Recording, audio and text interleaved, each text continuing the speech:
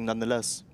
Well, we're already seeing the drops go down and the players make their way to the positions that they want to see themselves on here on Vikendi. It's game one already, and this is going to be the telling sign, right? Because we've seen it before where certain teams and certain players, they have their maps which they kind of dictate as their own maps. They're like, this is the one we feel most comfortable on. I want to see how many teams are super prepared for Vikendi. This is what I want to point out to you. We were talking about earlier because in PUBG and esports in the whole, we haven't really seen PUBG evolve into 4 different groups and switching up the lobbies all the time. Like a lot of the classic PUBG in general, this past year or so, has been 16 teams and they play against each other in either like, a LAN tournament, so it's like a few days, or like a longer league, so over a couple of months. And then you really get to like, oh, I know exactly what everyone is going to be doing around me in every single situation. But here we're going to swap out 8 teams all the time. Day per day, we get 8 new teams against each other. And these teams won't have like a good feeling of what they do. So expect to see a lot of like early aggression and maybe even teams dropping each other, as we see our first kill already, where Lutz takes down Speltzen now. I think his name was. But it's going to be exciting, and I really like the format with more groups, and he actually managed to finish him off. That's our first kill.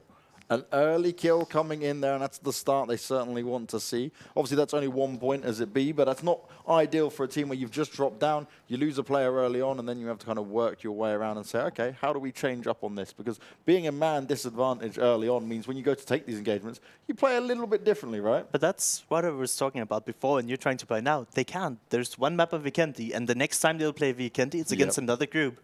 And they might have teams dropping them again, so you need to do a lot of preparation and come really, really prepared into these games. And that's what it's all about, right? The time that's been sunk into this. And we talk about this being PUBG overall, but PUBG Mobile has its own nuances in terms of how it works out and how things change around. But there's just one thing I want to point out. Can you take a moment and just enjoy how beautiful this game looks for a mobile game? Oh, yes, exactly that. Well, I was telling you about it, right? I was when I first got said, oh, did you want to commentate PUBG Mobile? I'm like, I travel a lot and I actually play a ridiculous amount of hours. I'm probably not as good as any of these players, but I play a far too much probably on PUBG Mobile as it goes down. Now we're seeing a knocked player there. Will he get finished off? Be another question. It's exactly what ends up happening as well. So Flex Andrew Line picking up a kill to go off with here. It gives us already 62 alive very early on here. And we've just got a minute or so before the circle starts to come in. But yeah, we see all the teams loading up. This is one thing that a lot of people might not understand, but as a competitive player, you want to have all the tools necessary to actually play out the game. And one thing I kind of want to see more people put emphasis into is also trying to find as many vehicles as possible. Yeah. Because I know personally how powerful they can be in this kind of setting. Because you can, like, if you have a tree, a rock, a little ditch, if you just park 2 cars, you can easily fit 4 people around it. And if it's a bit hectic around you, you can toss a couple of smokes, and then you can just wait around until, either the teams that have been shooting you be killed off or the circle pushes them away. But we'll see if they adapt as well on mobile as I've been used to using vehicles at least. Yeah, and this is the thing, right? It's a very different scenario between mobile and what we see on the PC standard, which just makes it more interesting for us commentating and you guys at home watching and seeing this all go down. Because I think with this point system especially, we're going to see a lot of passive players, but I think it's going to be interesting when it gets down right to the wire. Who's going to be the ones front running in terms of also just picking up the kills at the end, right? Definitely. The kills are going to matter a lot, but not as much as the placements, sadly. I don't know if you can say sadly, but I really like to just see people fighting and fighting and fighting. But this is, a survival game. So it's definitely also a very viable tactic. You know how hard it is to survive and not being seen by all these teams? Exactly. And sneaking around. It is not easy. It's actually really, really tense when you might have lost a teammate or two and you try to sneak around into the circle and stay alive. Now, this is interesting. We're looking up towards the north. You've got Kuma Ramon. He's far away from the rest of his team at the moment. You've also Suckit over there. He's over towards the western side, which means they're split up a little bit early on. So they want to be a little bit cautious that some of these players don't get picked off. Maybe they know something and we don't know, James. What if they know that all that really matters, like not all of them, but the placements matters a lot. So what if they just play one by one? Oh, yeah. And maybe they're going to be the snakes. That's the mind game tactic. Because, I mean, we've seen it before in other tournaments. It can actually work out. I don't recommend it as a player. I just say stay 4-man strong and try to give everyone life towards the end and have a big chance of winning. And we see another flush. We don't know. We don't see it on the screen, but it could just be another solo player, as the ones we mentioned before, being caught off guard alone. And this is what happens when you play alone, right? It's so hard, but we actually get into almost a firefight here as two teams were looking at each other. Yeah, Flex, they've lost a player now. They did pick up one of these early opening kills, but now they've met into another team and they're going to lose one back. So a bit of a trade-off coming in there. Yep.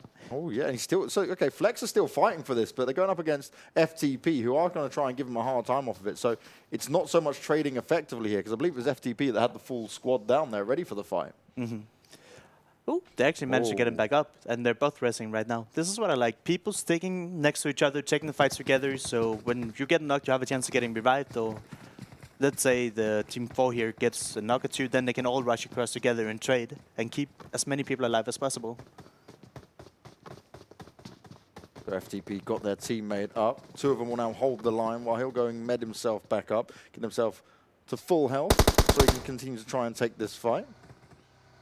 M19 grabbed themselves a car as well. There's actually quite a few vehicles around this area which could benefit them. Mm-hmm. M19, I have an expectation of them, just because, you know, they're one of the few teams in our region that have been picked up by an org. Yeah. So I expect they might have, you know, maybe just strictly played PUBG Mobile, but maybe also looked a bit at the other tournaments to pick up more tips.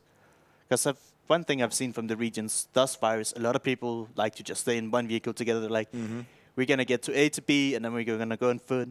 And I don't think that's the most optimal way to play this game. I would normally, when I'm commentating PUBG, scream when I see that, because I'm like, all it takes is one person to spray down your car, and it's game over for all of you. Yeah, do you know driving in PUBG? Do you know how many people crash? Exactly. It's a snow map. Like, if flip it over, end everyone's life, and you go... When you drive normal cars and you get into the snow, they spin around and they get icy. It's not easy to drive in Vikendi.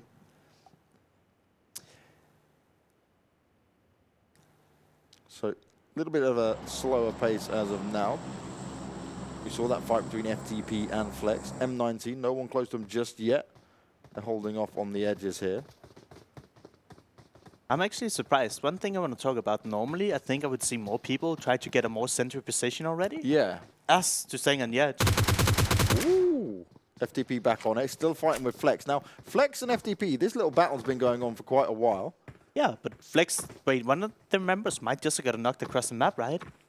Yeah. So they landed with few people, and we see that FTP, they know they have the advantage, so they're trying to press it. But right now they're just playing position, which is really, really smart. That you can get on top of these rooftops and just hold them in. As you can see, FTP, they're in the circle, and Team Flex is still kind of have to make it a little bit further in. And this high ground advantage for FTP is going to play into effect as well. Not only the one-man advantage. I'm loving the positioning. That's great. Yeah, really smart. And I'm happy. I see people with multiple vehicles, and I'm just going to give them a little bit of props. Let's see if they can hold on to it as well. Yeah, I want to see them hold on to them for the entire game or as long as possible. Now, M19 are going to be very happy. They dropped in Trevno from the very beginning. The circles have started to benefit them a little bit more. I spoke about Kuma also being split up, but considering their position, they've still got all 4 players alive and within the circle. Is this Erangel we see driving past him in the background? Yeah. I assume it is, yeah, right? That's got to be AVG's, must be Erangel. Oh, and one player, Mackey's got himself knocked down there. Now he's got the rock for cover at least. Yeah, and you can see in the minimap in the top right that his team is just across the street, so he's probably scouting since they don't have a great position in the circle right here, but he's not careful, he's going to get finished off. He has to be very cautious now. Phantom from Flex taking a little bit further damage as he's starting to push up. FTP looking to try and finish him off it. Now then we talk about players in a vehicle. You've got 2 vehicles, 4 players in it. They get the shots fired at them and they're instantly turning around. They don't want to stick around for that. They don't want to be blown to smithereens and lose players early on. We see FTP, they're moving on to Erangel. They're hearing them, but I don't think Erangel has a clue since they're trying to help their knock teammate. Really hit him? Oh, nice. He gets the initial knock. And I think they might have been revived the other guy, but now Erangel is really, really split. And FTP, they've been looking really aggressive. So this is not looking great for Erangel. Not at all. Smart plays coming out from FTP. Avangard lose Gonzo off the bat. Now there's multiple vehicles that FTP can take as well, so this is a huge benefit to them. The only problem, we don't know if FTP knows about the 2 Erangel guys across the street, because we can see them here. They're set up and kind of ready for FTP to cross over.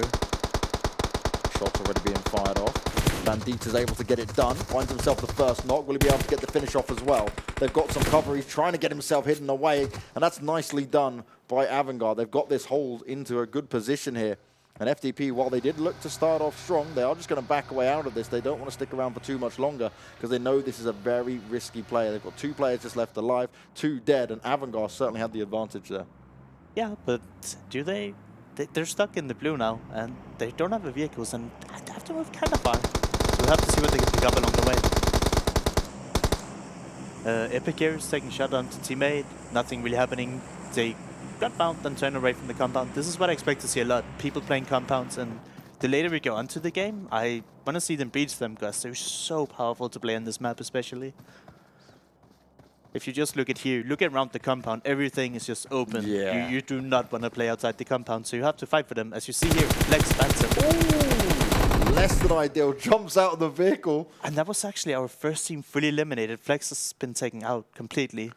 They couldn't catch much of a break, right? Because they were literally fighting from the very start. They lost a player early on, then they ran into FTP, then they ran into Avangar.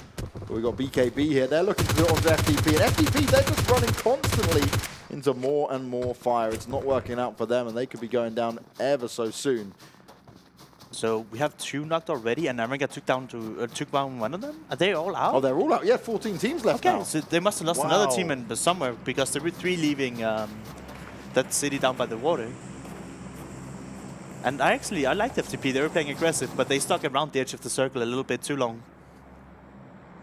All right, what do we have here? Kuma? Look at Kuma split. 1-1-1. I see 3 solos. I can't find... Oh, there's actually the 4th on top. They're loving it. They've got the play of like, we're going for pure points. We want to stay alive. One of us will still be alive no matter what engagements go down. Zook, he's happy in the center, but will the rest of his teammates try to go in and find a place they can chill? Like I said, I'm not the biggest fan of people playing super passive. Like, I firmly believe that if you play as a 4-man strong and you fight together, you'll have like maybe you'll have a few rough games, but overall you're gonna be able to do better than if you 100% rely on just solo snaking it all the way through. Now, answer me this: if you had this point system on PC when you were playing, would you go for still the same style of approach, or would you passive up a little bit more? That's kind of... I mean, you have to kind of just play the game, right? Yeah. So it doesn't... In the PC world, we've had... It's been better as of late, but in the past, we'd had maybe 5 different tournaments, and every single tournament had different point systems. Yeah. And unless they were super, super heavy on kills, you couldn't change it up too much. I mean, the basics of playing PUBG is basically you want to know the map really, really well, so you can drive towards a place that you can see is free, and from that place you can then look onwards towards maybe compounds or other good places to play. So basically knowing where to drive and how to scout to get yourself the best position possible is very, very essential. And like no matter how the point system changes, you still just gotta have that fundamental style of you wanna have the safe rotations and just know how to move around. That's honestly one of the hardest parts. I mean, if you just want to shoot at people, you just load into a solo game or a squad game, and then you shoot at everything you see. It's not necessarily the hardest part here. It's the communication, taking the fights, and actually the rotations can be really, really devastating a lot of the times. Yeah, that teamwork has to be on point. As things slow down just a little bit here, more teams found themselves compounds to work out of. Yeah, I'm actually really surprised that this many people are content with sitting kind of closer towards the edge. I would think to myself, hey, if we can loot up fast, we're in the circle, we want to try to go for a better spot. I noticed that M19, they looted that city up on the north coast, and they had the circle on them. They were content with sitting on the edge rather than trying to, you know, maybe loot up for a minute or two and then moving to release a good spot in the circle. So we'll have to see how that works out for some of the teams that are playing, you know, passive towards the edge rather than trying to be proactive and moving and securing themselves good spots. Now we still see this. I actually love the positions underneath the bridges. You're just like, yeah, nothing can see us. We just have to hope the circle lands on us. And you're just like, you know, happy days. It's that waiting game. It's like, okay, come on, give it to us. One thing we've been talking a little bit about is obviously I'm not a PUBG Mobile pro, but if you sit with, you know, 20 minutes, 30 minutes, how long the games are, and you're actively playing, you're going to have really sweaty hands. Yes. So maybe it is a part of the strategy to actually, you know, have some places where you can just, you know, relax for a minute or two, maybe wipe your hands off from sweat because it gets really intense. Yeah, and that's it, right? It's the adrenaline going. This is a competitive match. There's money on the line, and there's kills happening across the board. BML managed to start off with 2 knocks. Can they get the finishes off there? It looks like it because they have the advantage here. Actually, one of the I can't. What is that name? Let's say be a Melbourne Team 9. One of the Team 9 guys is in the zone, but there's 2 knocks in the blue. Actually, one get rest, but they have to make this big open crossing. Oh, I like this. Pablo with the hero play. I really hope Pablo makes it out alive. Oh no, he just got knocked as well in the vehicle. No. Tries to get away. Lutz is now going for it as well. More shots coming on. They're looking to take down this vehicle. Billy's spraying it down, but he's not going to be able to find himself another knock. But that's 3 players now stuck behind rocks, knocked down. The BML can come in and clean up to get some additional points here. Unfortunate, but this is the power of the compounds, I'm telling you. Yeah. You don't want to be caught in the open here. I honestly kind of agree with that approach that they're in a really tough spot. You see the blue already starts moving out, so they have to do something. If I would give a tipper point, try to get a knock and then move with the vehicles. You can't just, start driving without a Straight lead away, way anyway. yeah. No. But we see Kuma here. These were the guys that were playing one by one by one by one. And one of the snakes have been caught out. We can actually see the other one on the mini-map. And is he about to be found out as well? We're talking about this, that, I mean, at least me, it can work. But it just, you play so passive that you don't take any fights. And I'm not a fan of it. It means like there, right? He gets knocked. There's no chance anyone's going to be able to bring him back up. He's and you saw his friend was actually close in vicinity, but he didn't even try to help. They're like, we're playing the long game. You failed, now I'll stay alive. I think it could work if they were aiming for top 5, top 6 maybe. Maybe some top 10 overall, but here you have to get top 2. You need to play as a team, in my opinion. Yeah. And try to get those consistent top 5s. We see a bunch of knocks here, but BKB got a knock onto Epic, and 14 stranded past here. Lutz, that was the escaping guy from the BKM compound. He finds the kills as well onto where that was. This fight's everywhere. I like this. Team 14, they're pushing Team 8. I'm telling you, the way to do this is try to take the gun. Dennis from M19 unfortunately gets taken down. And there's no response from his team. His team is kind of close by, but it seems they're content with not taking the compound.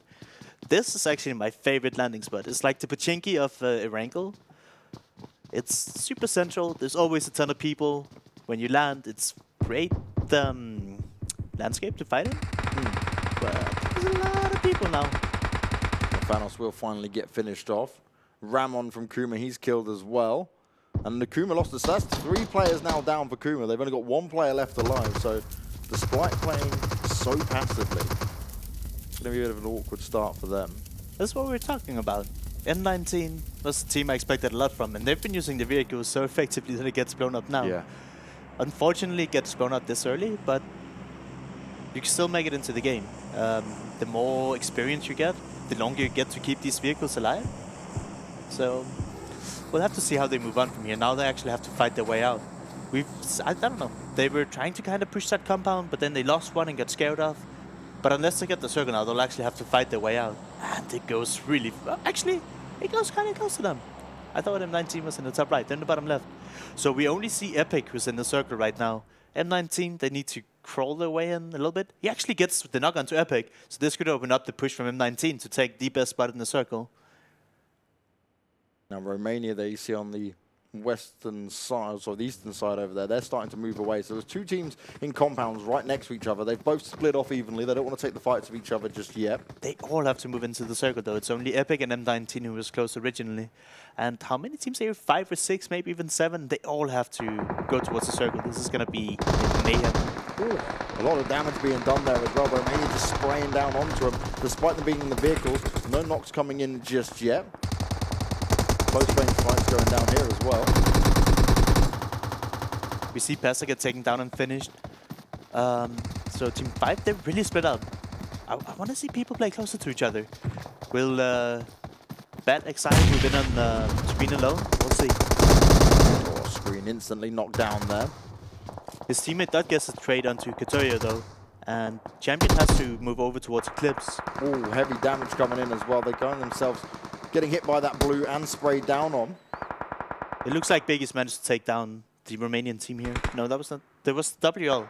Who's WL? This is the Romanian team, the RSQ. But WL got finished there, and Champion, I think, managed to make it. He's still running Team 16 on their minimap. Romania, they're almost in. They actually have a fantastic piece of cover there by that huge rock. They have Team 6 close to them.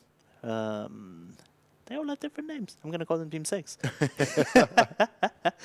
But yeah, Romania using their utility wisely. You saw them smoke across the entire road, make it to a really good piece of cover.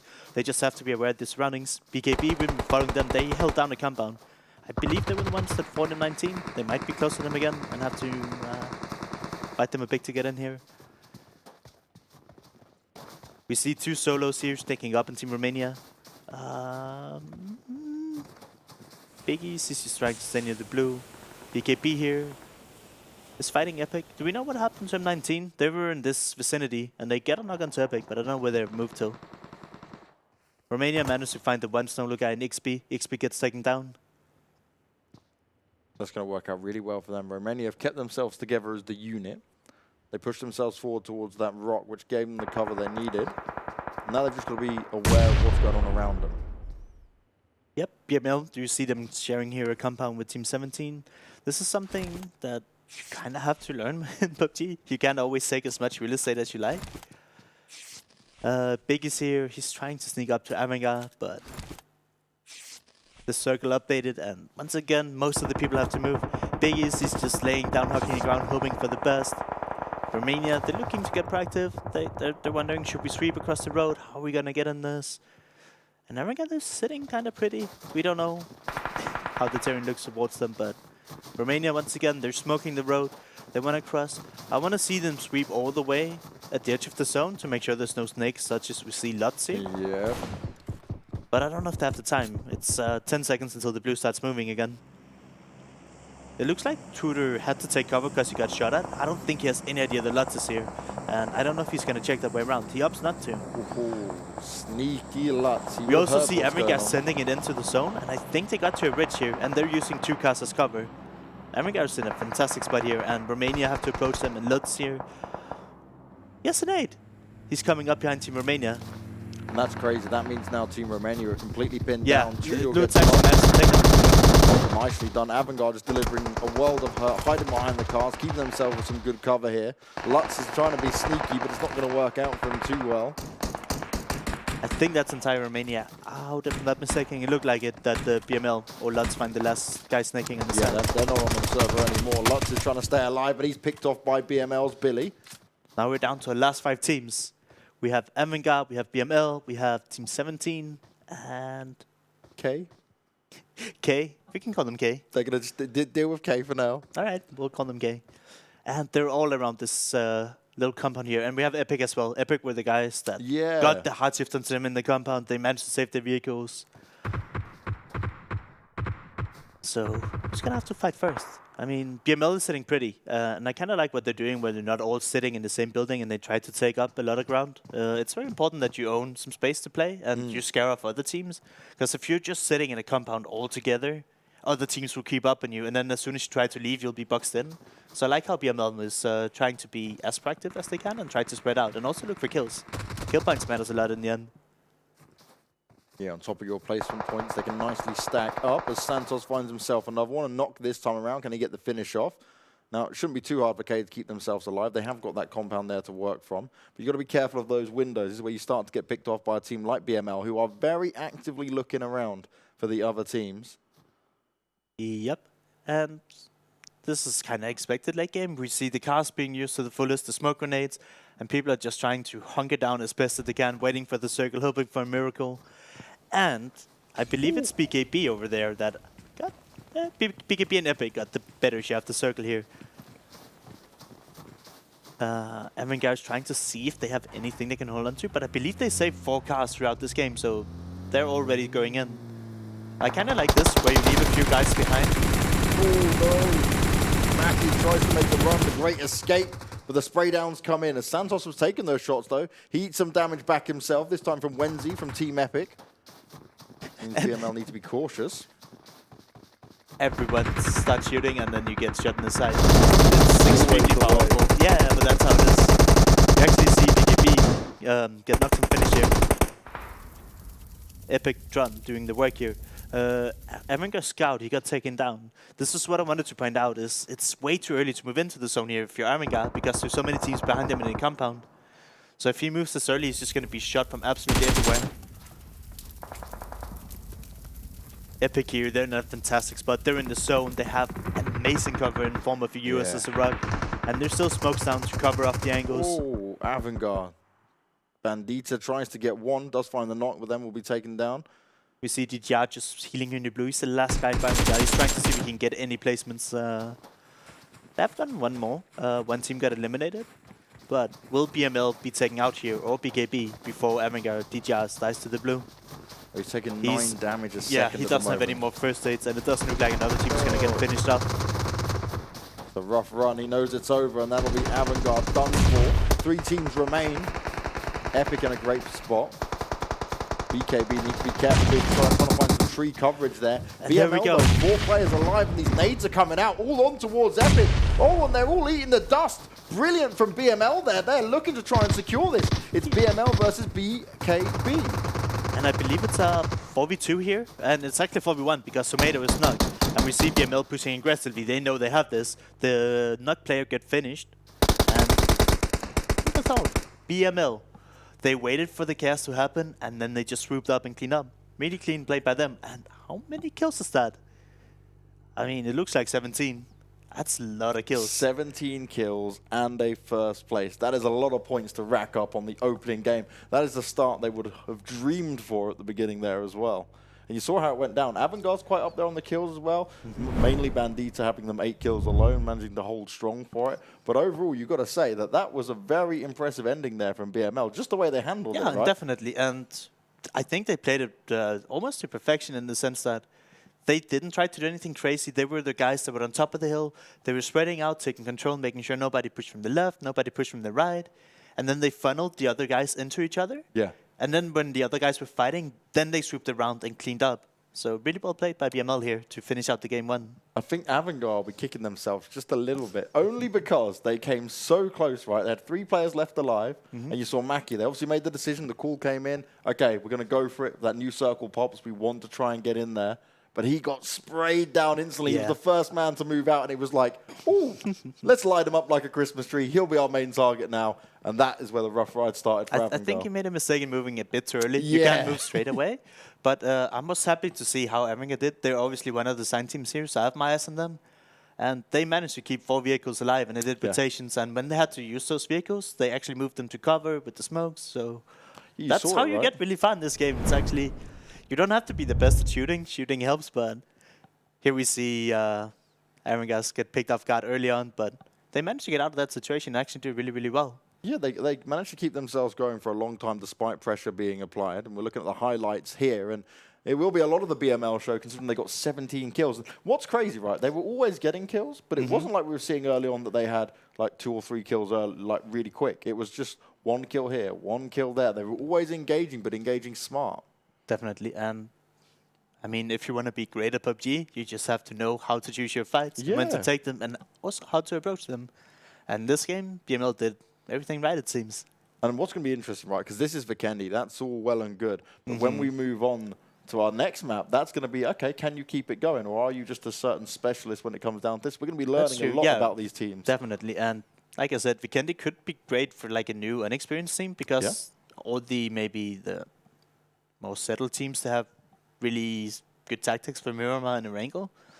And they're maybe more uncertain, whereas a new team is like, hey, we haven't practiced any of the maps, so we're just going to wing it. And sometimes that actually works more than if you sit for hours and hours and talk about it. And here we just see BML have control over the entire circle and finishes out cleanly with all 4 people alive. Yeah, solid ending. I think the best thing there for BML was just the way that they utilized their grenades at the end, right? They saw where Epic was, and Epic was their biggest challenge. There was 3 players still alive. 1 admittedly was knocked, but they just barreled out the grenades, and they were like, cool, we've dealt with you. Now we've only got 2 more players to go, and things worked out for them. So a very good start for BML, but this is only game 1. We've still got 3 more games to come your way today. And it's going to be very interesting just to see what dynamics change, how a team's going to react when we go on to the different maps. They don't get the consistency of just playing, oh, we don't get Vikendi. They have to get ready straight away now and think, all right, what's our game plan going into match 2? And we can just talk a little bit about Miramar here. Miramar is completely different. Like I said, Vikendi, it's mostly compounds. There's very few spots you can actually play comfortably in the open. And then we need vehicles. But let's talk about Miramar after this break.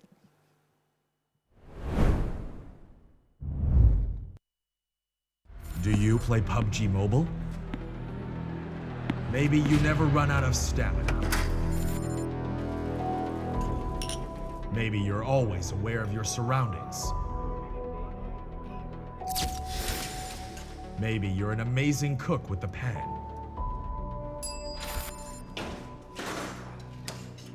Maybe you're a great driver. But as soon as you hear the sound of an airplane,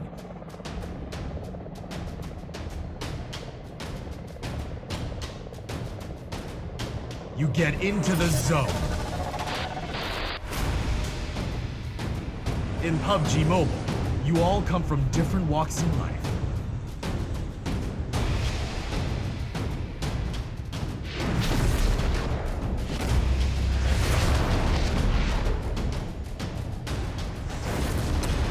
But you face the same dangers on the battleground.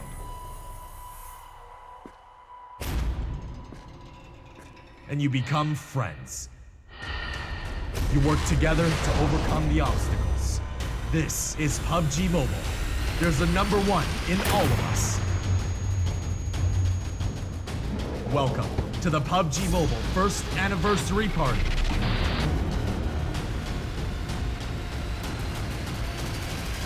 PUBG Mobile. Be the one. 1 year ago today, PUBG Mobile went online in over 200 countries. On the 1 year anniversary of the game, we're here with you to witness the honor and the glory.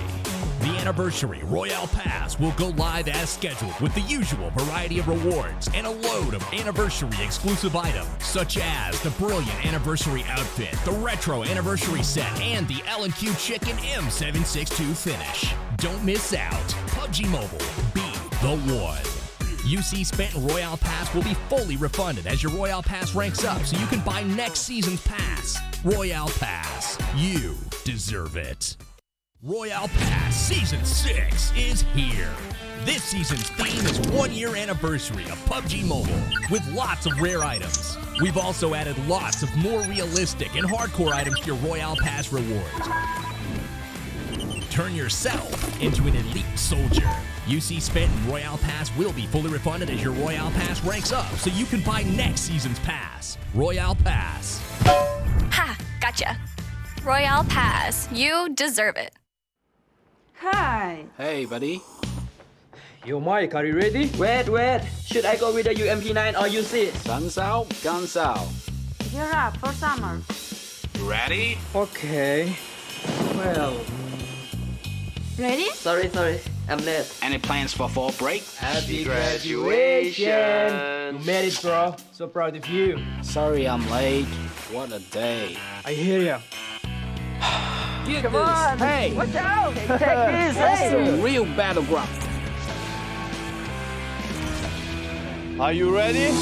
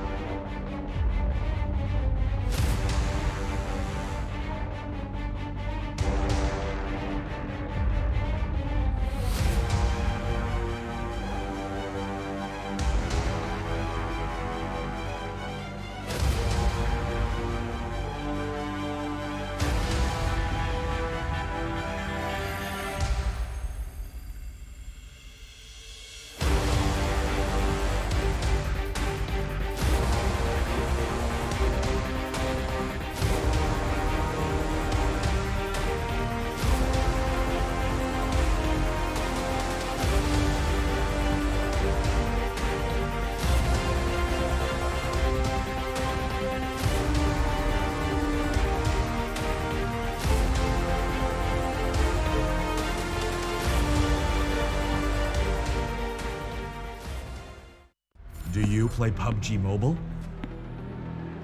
Maybe you never run out of stamina. Maybe you're always aware of your surroundings. Maybe you're an amazing cook with the pan.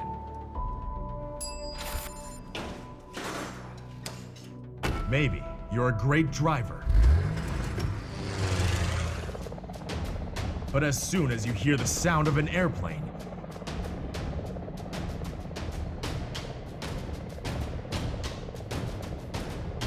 you get into the zone. In PUBG Mobile, you all come from different walks in life.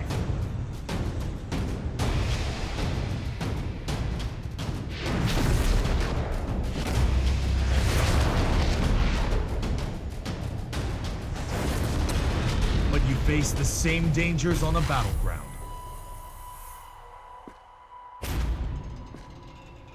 And you become friends. You work together to overcome the obstacles. This is PUBG Mobile. There's a number one in all of us. Welcome to the PUBG Mobile first anniversary party.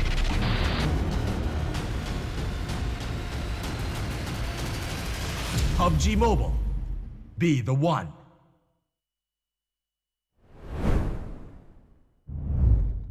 We're back and ready for game 2. We'll be heading over to Miramar very soon, and you've got myself, James Banks, and Larson to take you through all the action. Now, Vikendi was our first map, and we saw a crazy game from Be My Loot. First of all, I love that name, but second of all, not only 30 points for the win, but 17 in kills. That's a great start to kick this off with. Definitely, and I briefly mentioned it's like when you get 15 kills, you have an insane game. But we're jumping into Miramar now, and we have to see if they can keep it up, or they're Vikendi only. We're going to have a full month here of gaming and games to cast, and we just have to see if, you know, there's a lot of teams that are really, really good on one map, and then they might lack on some others, but right now, Be My Loot, they're up there. They were playing it really well. And it's all about the consistency, right? We talk about consistency a lot in PUBG anyway, but across this is not like you're just facing the same teams. You can get a feel for what they're saying, like you were mentioning earlier. This is where you're playing against the other groups. You're swapping around a little bit, and the maps are changing after every game. Okay, we get 2 Erangel games at the end, but you really do have to know what you're doing on all the maps. This isn't like, oh, okay, just prepare for Miramar and Erangel all day long. You have to know it inside out, and that's what I want to see. Is Be My Loot and some of these other teams, are they maybe more specialists at Vikendi, or can they keep this going long term? And just one thing I want to clarify and keep repeating is these players, they're playing for $2.5 million throughout this year. I believe it's across 3 tournaments. There's going to be the spring finals. There's going to be fall finals. And then at the end of the year, there's going to be a big global event. But the only way for these teams to even qualify to get to any of the money, we have 32 European teams here competing, and only 2 of them can go through. It's a lot of regions to talk about, but I believe we have 10 regions. Let me quickly look here. We have China, Europe, India, Japan, Korea, Middle East, North America, South America, Southeast Asia, and the wildcard region. And we have 10 regions, but 16 spots. I believe Europe, North America, China, and Japan, they all have 2 spots. No, not Japan. Instead of Japan, it's India. And then Southeast Asia has 3. And the rest of all those regions I just mentioned only have 1 spot. Wow. And it's all 32 teams regions fighting for either 1 open spot, 2 open spots, or Southeast Asia that has 3. So the competition is insane. You actually have to have these wins with 17 games repeatedly if you even want to think about getting a sharehold of these $2.5 million. And that's 300 teams across all of those regions, right? This is where it's so wild. This is truly worldwide PUBG mobile esports going down for a lot of money on the line. As we are getting our teams out the planes and they're going towards their chosen positions. Now, the south area here, near Los Leones, is a little bit more heavily populated. Can we talk about there's nobody in Picado? We all, like, Picado's the greatest place on Miramar. Picado, San Martin, Hacienda. I would probably say those are my 3 favorite places, and I don't see anyone there. I'm disappointed. This is why we need them to watch this back, and they'll be like, okay, Larson said Picado's good. We need to go here as well. We need to test it out. It has really good loot. The buildings are amazing. You just go in, you go out, you take whatever spot you want, you're good to go. But we see Erangel and Epic here. Erangel, yeah, I don't know. They're signed by an org. These are professional people. You can assume if it's not a full-time job, it's at least a part-time job. And they're 4 people that probably have played together for a long time. So I might be a little bit more, I don't want to say rude, but I do want to say the teams that are signed by orgs, I have higher expectations of them. Oh, 100%. We should definitely be more critical of them, right? Because this isn't just like you're playing for yourself, you're playing with some friends and enjoying the game and trying to win some big cash on the line. This is, you're representing a prestigious organization like Erangel that is known not just throughout PUBG, but other games as well. You have to deliver. Yeah, and we saw M19 in the last game. I thought that they were landing in a small town, they were alone. We actually see H here spotting FTP. FTP, they were fighting early last game as well. They're not finding any rest. And FTP takes a bit of damage, but they manage to disengage. One thing we see a lot here is, what I've experienced is that people, they tend to spread out a lot and be really greedy and try to loot up as fast as possible, whereas we see here, a lot of these players, they're staying relatively close to each other to be safe. But this is just what you get when you play these kind of tournaments. We have 32 different teams in new groups every day. So every day they get to play against new players. So they don't know, and that's why we see so many teams standing with each other here. BML, our last game winners, they're up against the WL. And we see BDTB, he gets shot a bit by Posa. Nice positioning here, at least from WL. I believe WL is welcome to the lobby. I love the creative names. Yeah, I like those names. The names we're getting from these teams, I'm down for it, right? If you're an org and you're going to pick up one of these teams, make it whatever your name of your org is, dot, and then their fun name afterwards, just so we can keep the entertainment going. But Be My Loot is fighting against Welcome to the Lobby here. Be My Loot obviously won the last game with 17 kills, and you know, one thing I actually heard heading over to the studio was that some of the other people that are commentating the other regions, they've been asked by organizations to keep an eye out for teams that they should potentially sign.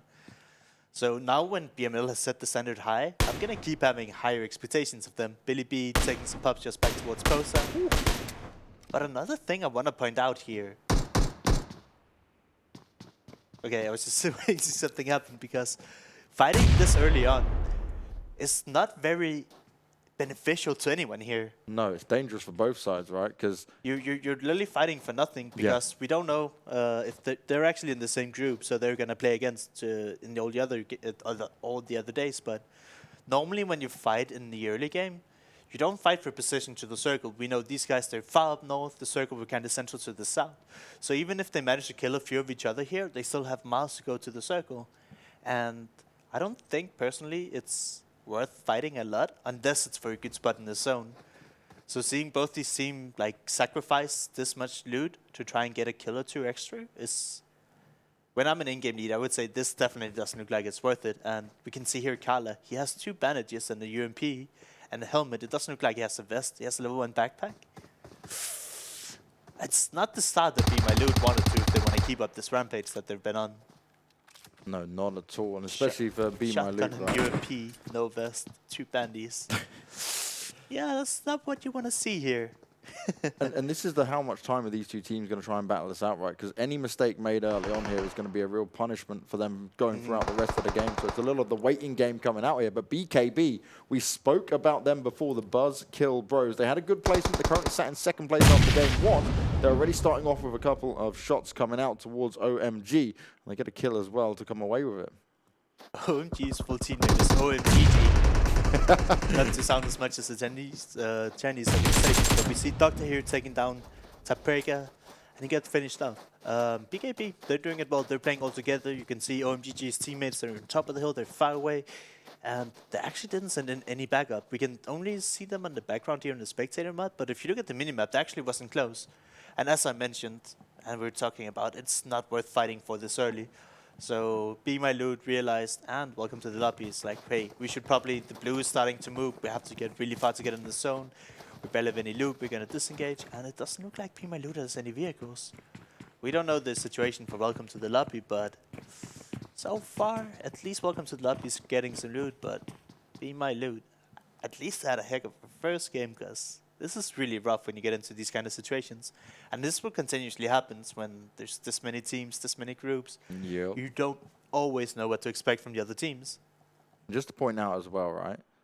Be My Loot. They are 17 points ahead of the second place team at the moment, just off the back of game 1. So they got an impressive start overall. So they've got a bit of wiggle room against some of these other teams, but with how heavy this point system is in terms of placements, all it takes them to have one bad game where they go down early on, that quickly multiple teams could overtake them. Definitely. And I just want to keep pointing out because it's so hard when you play for a top 2 in a tournament that lasts a month and you play against 32 other teams. Well, 31 other teams than yourself, obviously, but you need to just... there's going to be so much pressure. Now in the beginning, I think it's all fun and games. People don't really realize, but let's say there's one weekend left. You're in the top 5. You can see the points not too far away. You actually realize that, hey, I've just, you know, Bob and Billy and Tom from the school, I asked them if they wanted to play some mobile phone games with me. And then they realized they have a real shot at actually getting towards those 2.5 million. But I think, at this point of the tournament, I think some of the people don't have as much nets. But the later we go on, it gets really, really intense as a player. I think if you get onto, say, like, a little bit of the way through tomorrow and you're thinking, okay, my points are not looking too good. It's the real... We cannot have any faults. We have to bring our A game into this. There cannot be any mistakes being had here. Now you can see on the map, FTP, they're still pretty close to the other team. They've been in that position since the very beginning. They're now inside the blue as well. So not much damage being done at this point, but either way, they've still got to fight their way out of it at some point. They can't just sit there and wait it out. And they did have a rough start to game 1 on Vikendi. Definitely. Yeah, they were just fighting a lot early, kind of what they're doing now, where they stayed behind so the circle caught up to them, and then they didn't manage to transition out of the circle very well. And it seems like they're aggressive now. But like I said, the placement points, they matter a lot more than the kill points, so I'm kind of surprised, I would say, by these teams deciding to stay behind in the first circle to try and get a few extra points in the blue. But we see a lot of the teams... Actually, I'm surprised. How many teams are still in the blue? I mean, obviously BML is, and they found a few vehicles. And the Romanians, they are getting their shots off straight away. They're going to find themselves a knock at least through the vehicle. Can't blow the vehicle up just yet. Shooter's looking, see if he can get a position to spot onto it and try and shoot it down. He can see it long range. Can he land these shots? Spraying away. Trying to take good control. There's no way you hit that with Iron Sight again. Believing. He's not able to get it done, but they did still secure the knock onto one player. Now just tapping away ever so slowly with it. They're applying the pressure either way, the confidence that's being shown by him. You can give him that. Definitely. But I mean, like, I don't know how much ammunition that player has, but... You wasted a lot at that point. So, but what I know from personal experience is that if you rotate early, they're in the circle, you don't necessarily get to carry as much loot, because sometimes you're just like, hey, if I have 100 bullets, I have 2 medkits, I have a few smoke grenades, a few grenades, you're good to go. But then that doesn't afford you to spend 150 bullets shooting after a car really far away when you have an AK Iron Sight. I mean, I'm just calling it optimistic at the least. You know, in his eyes, he was probably sat there thinking, if I land this shot, it's going to be one of the greatest shots we've seen on PUBG Mobile. And if I fail it, then they're just going to mug me off like we're doing right now. I guess that's why I'm washed up. I wasn't trying to be the big playmaker, more like the safe and boring type. Hey, if it wins you money and it wins you events, that's what it's all about. I respect it. I like when people do crazy stuff, and, you know.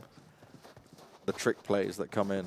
I feel like the more you play, the more stuff you think about, and then you're less likely to go in and, like, do crazy stuff. Unless, but it was like, let's say I want to breach a building and be like, hey, teammate 1 and 2, you're going to come with me. Teammate 4, you're going to hold the building so we can run over safety, and then we're all going to go together. Yeah. And whereas you might not have that experience that you always want to have crazy teamwork, then you just see fucking, no, excuse my language, you see Bob running to the building, and then he just gets a 1v4, and it's really crazy. And that's what happens, right? You get these players who come into this, like you're saying, who maybe not as experienced, not so many years in it, and they're just fearless. They'll run in and be like, fearless, and I can do it. And they get these crazy kills. And okay, it doesn't work every single time, but when it does, you're sat there going, my God, he is the mastermind. Exactly. And I love it. Now, talking about masterminds, that's what Erangel are going to need to be. Bit of a rough start on game 1. Can they climb back just a little bit here? I would say Erangel had a good game, right? They were in the top 4. Oh, yeah, they got eliminated early, but they still managed to hit top 3, yeah. Top 3, very impressive. They lost one player early. It was M19 that I was like, I would like to see them try to be more proactive, because they were just staying like really far out instead of trying to go for position early on when they had the really easy route to it from their landing spot. Yeah, very true, and very well remembered there as well. Yeah, I haven't got managing to pull it out, because that was it, right? They just made the poor decision at the end with the vehicles and trying to push out. They managed to keep the 3 vehicles, and they were using the vehicles for as long as they could, and then I believe it was Maki who had the right idea. He just executed a little bit too early, in my opinion. He had to wait for the other teams to do something, or they had to get a knock somewhere. Now, Team Hero on your screen at the moment.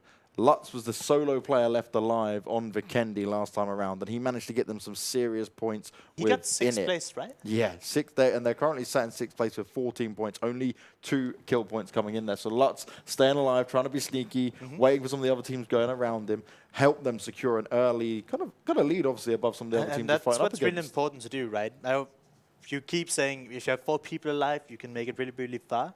But if you have, like, you run into some rough situations and you get down to 1 player, if you manage to get into, like, those top 6, top 5 situations and something you can keep doing, you can actually salvage a lot of these games and you stay at the top. Carla gone down straight away there. And that is actually Tahira, who we were just talking about. So initially they've lost a player off the bat here. Still very early on as well. There's just 15 teams left within it. M19 also losing Hate Hope there. Epic battling up into them. I believe that the M19, they were in Las Leonas. They probably tried to go a little bit further. You see OG just firing away. A few shots connecting, but... He went for the sniper play at first, took the first shot, and then was like, okay, that didn't work. Let's just spray it out and see what can happen. Who's getting down here? K is getting shot heavily. I think they lost 2. At least they got a few knocks. 3 players knocked now for them. They've just got White left. But they do have at least the compounds to hide within. But where's their teammate from here? Yeah, this could be really bad for them. Dude, the teammate's not close. Where's K-Slat's teammate? We don't know. So they're saying the same thing. They're like, where are you, dude? Come on. And then we see AC. They're just going in and cleaning up. Easy kills, easy pickings. No problems at all. They're going to be really happy with that. FTP, though, they've ended up on the scoreboard, getting a knock onto one of the Epic players. Kuma under heavy pressure, and it's Flex delivering it this time around. Ramon and Suckit, they're going to go down instantly. I remember Kuma from last game. They maybe decided instead of 1-1-1-1, they're trying to do 2-2 here, and it's not working out. It's like, oh, we've run into more people. Oh, do you think we'll see them fall together in the next map? Since 1x1x1 doesn't work and 2x2 doesn't work, because we can see down in the bottom left here, they actually have 2x2 now with Slumpy and whoever is below him. Do you know what they're going to do? They're going to really mind game it. They're going to go, okay, now we're going to go 3-1. And then for the final game, if it still doesn't work, then we'll just play as a unit. I like it. Now, BML, they did lose a player early on, but they've got a couple of vehicles to play with here as they just come down from the north. We still saw 2 teams in the blue here, trying to make rotations. It's really hard to do Miramar. Yeah. Like, one thing I want to talk about, driving on Miramar is... You hate it, don't you? Okay, so let's say you're a casual player. Oh, actually, we see some action here. Flex again. Flex are literally lighting up this scoreboard. But it's in the blue. If you look at it, it's at the bottom right of the map. And they managed to take out, was that all of FTL? Or FTP, yeah. FTP. Yeah. I don't think there's a single FTP player left alive. Flex truly flexing on them. I think we saw Flex gather up quite a few kills in the last game as well, but I don't think they got as many placement points, right? And you can see them falling down to the play zone here. Oh, no. Wow. You can't allow that to happen. I don't care.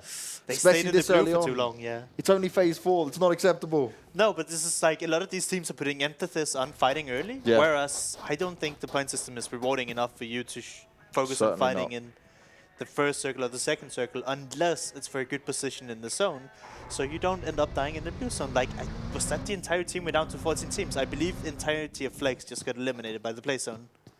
Wow, and Flex only has 1 point anyway. They're down in 15th place, so Custer's the only one left alive. He's being sprayed down. Epic's going to be on the cleanup duty, and that's a nice set of kills coming in for those players. As the play area will get restricting even further now.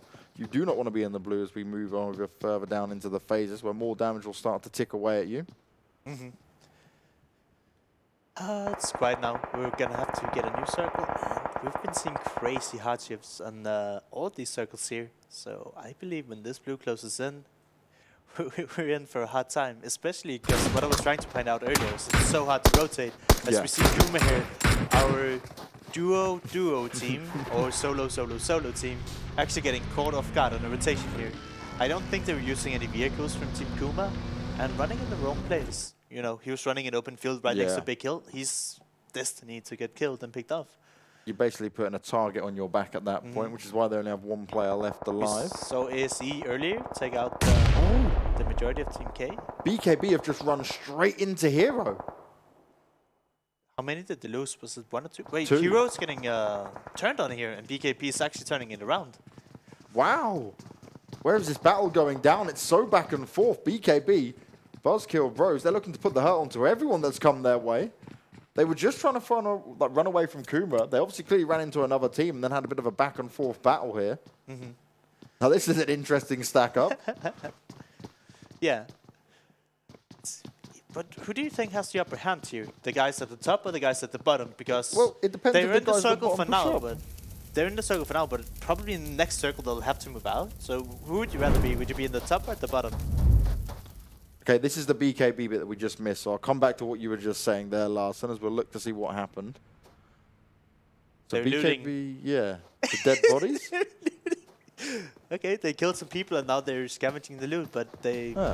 Okay, wasn't the replay of the actual action happening. I got excited that it may have been that. Instead, it was just a bit of looting. We'll come back to this compound. Now, you asked me if the guys at the bottom or the top are going to be more benefited. It really depends if the guys at the bottom know that there's a team above them. You'd hope they do. I mean, they do. They can hear them, and they're not really moving or making too much noise. That's a good point. So they could be being baited out here. This is a real like, problem. if you think about it, if they didn't know there was anyone upstairs, don't you think at least one guy would have been curious and went up to check? We'll have to wait and see. We don't know how long they've actually been there. Obviously, about a minute or so now, at least from what we've seen on the screen. But I would say the guys at the bottom have the better luck there because obviously they could just wait it out if they did know someone was above them. And everybody above has to jump out. They've got to come down. So they either jump out and take damage or they slowly go down and try and clear out each floor. So the two teams, we've been a little bit, you know, the two teams with all Erangel, they're both in the straight center of the circle now. So they're doing great. We see other teams, BML, BMLU, under fight, trying to make it in. Ooh. And is that 2 down? 2 down. Yeah. And their last remaining player drove off to the right, and he was really, really low. And I don't know if he died. But I think we saw one of them drive off to the right alone.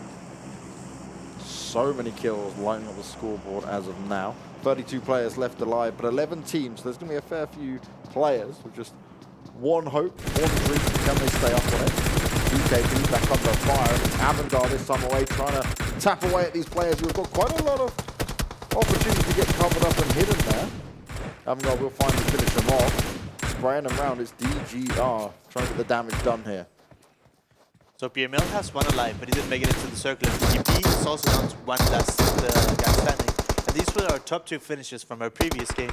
Erangel is looking really good on the south side though. Okay, good position, but there's a lot of teams closing in on him. Yeah, we see Team 5 here. Is that's welcome to the Welcome lobby. to the lobby, yes. Yeah, they're kind of creeping up. And you'd expect a team, so when they hear Erangel firing a lot, that's the perfect time to run up on the hill and maybe get a kill or two.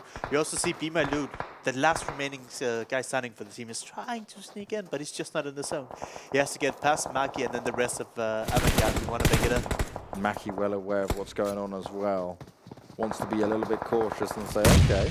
They've got a mini cam here. Sanhok trying to make it work.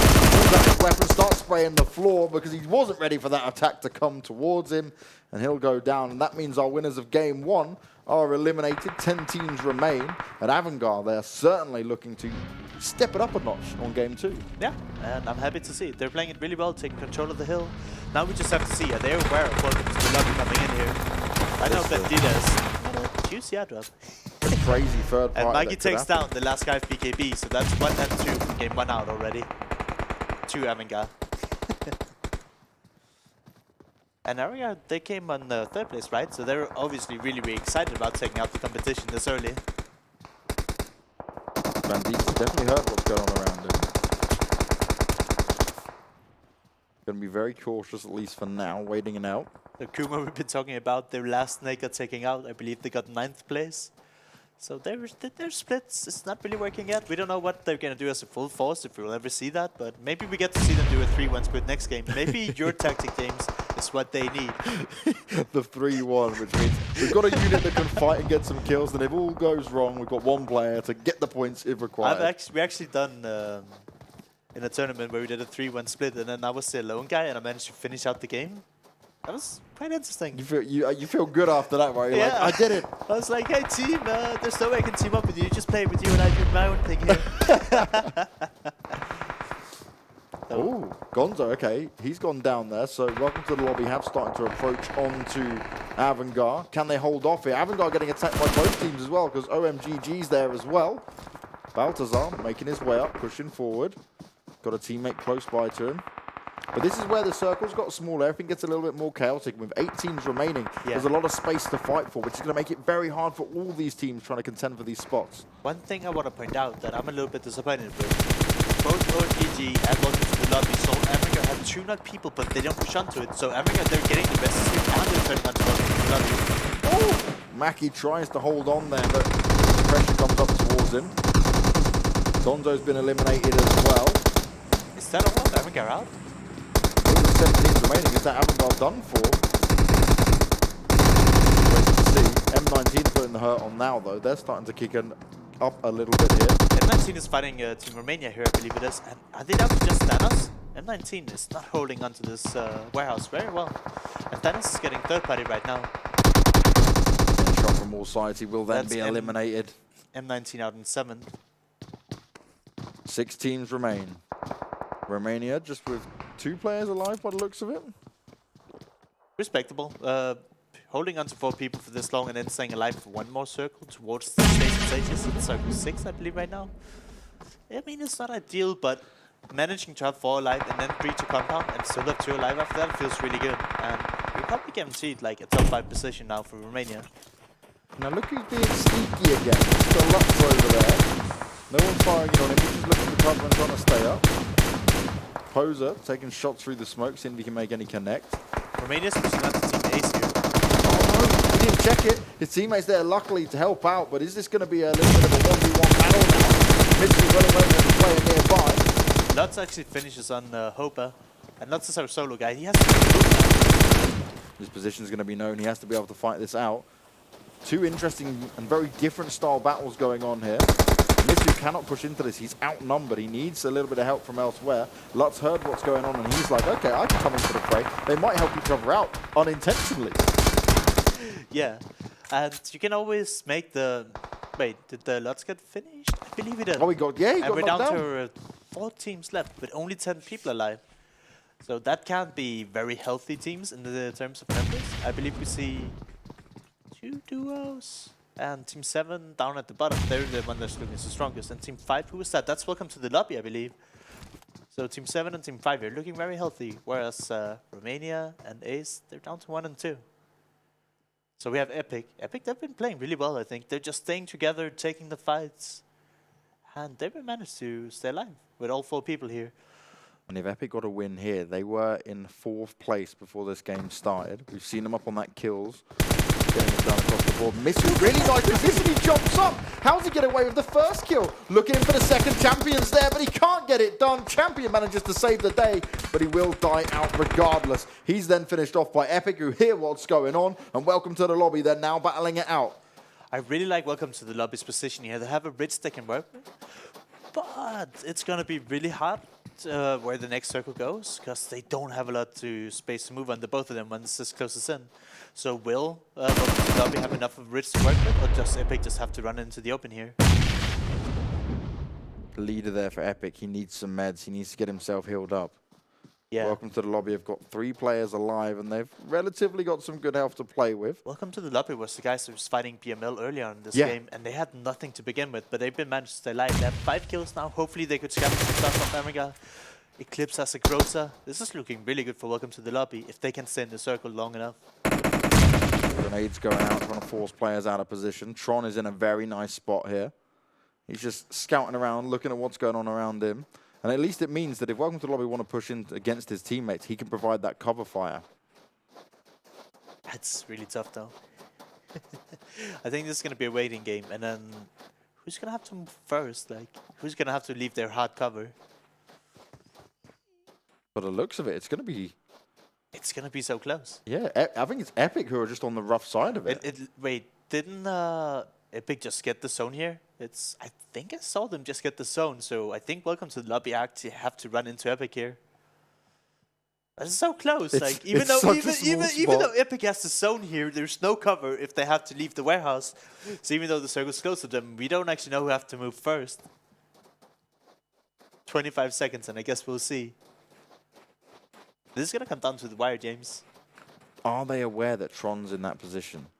Because he's not made any noise yet. He's just been holding that position, allowed his two teammates to go in. Flames are on the floor. The Molotov has been dropped down, but it's not going to tag up any of Epic. And Leader's now got his health back up as well. I don't know if you know about Tron, but no, Tron could be the ace. I don't know if it matters because of the circle. Like, it all depends on who has to move first. I couldn't tell you, James. It is so tight. It is going to be right to the wire. And it's an even fight, at least in a sense of numbers. Yeah. And I guess nobody wants to like take the risk of peeking now and getting knocked. I think the teams are like the same as us. They're like, who has to move first? Who has to move first? They're trying to work it out. We're just going to see whoever gets closer to the blue first, and then we're going to hold our ankles. Will Tron have to move before his teammates? Because that'll be interesting. Yeah, that might be a thing. That's why I couldn't tell you if his position was as good as you initially pointed out. It's so hard to say. Yeah, no, Tron's going to have to move first, which means when he jumps up, he needs to come out all guns blazing, and then his teammate's going to have to back him up. This needs to be a coordinated defense. But if you look at it, like, they can't even backing up because we see, I think it's Wednesday's in the warehouse, and he doesn't have anything to peek from because there can only be one shooting out of the door at the time. So he's just standing there biding his time. He's essentially waiting for Leader to die or make a hero player move out. And this is not a circle you want to take damage from either. Oh, no. Oh, Tron. He's got plenty of meds, but it's not going to help him that long. Yeah, so it looks like Tron has to move straight away, and there's no way he gets out of that, I don't think. Welcome to the lobby. They've at least won. Look at Tron, he's dying to the blue. Tron jumps out, and he actually gets a knock. How was he able to get that done? He then dives down to the blue, but it worked out quite well to start off with. Welcome to the lobby. Pounce as Epic come out of the compound, and it will be Welcome to the lobby walking away with that victory. And with a total of 7 kills. So not a massively high kill game for him, but they were in multiple fights. Had such a tough game, though, thinking about it. How long they had to stay in the blue, then they had to fight one of the top teams in Erangel on top of that hill, and then they managed to stay ahead of it. And really well played to them. And that's... We've been talking about rotations. These guys obviously nailed it this game. I think there's one thing that, at least for Epic's point of view, is every time you got to look at it, right, you're seeing that circle come in, you think, I got to make a decision here, and I got to make it fast. Tron, he acted very well to be able to get a knock off the back of that position. He was being forced out. The blue was starting to tag him down, and he still walked away with at least a knock. He definitely pulled his weight and helped out there. I think when that happened, really the ideal situation would have been that then they just went in for the fight. Instead, they waited till afterwards, and Welcome to the lobby. Like you said, they had that ridge, worked out quite well for them. But I think with these circles, Welcome to the lobby, the game was 100% theirs. And the only way that the Epic could have turned it around was if they had any utility left. But obviously, when you come like this late into a game, you already fought. I think they had 5 or 6 kills before this. Yeah. So they probably used a lot of the utility to get to where they were. But let's say they had a bunch of smokes, they had a bunch of nades. Maybe they could have thrown some smokes, got a knock with a nade, and then they could all have pushed. But without utility, there's just no way that Welcome to the lobby doesn't come out ahead, I don't think.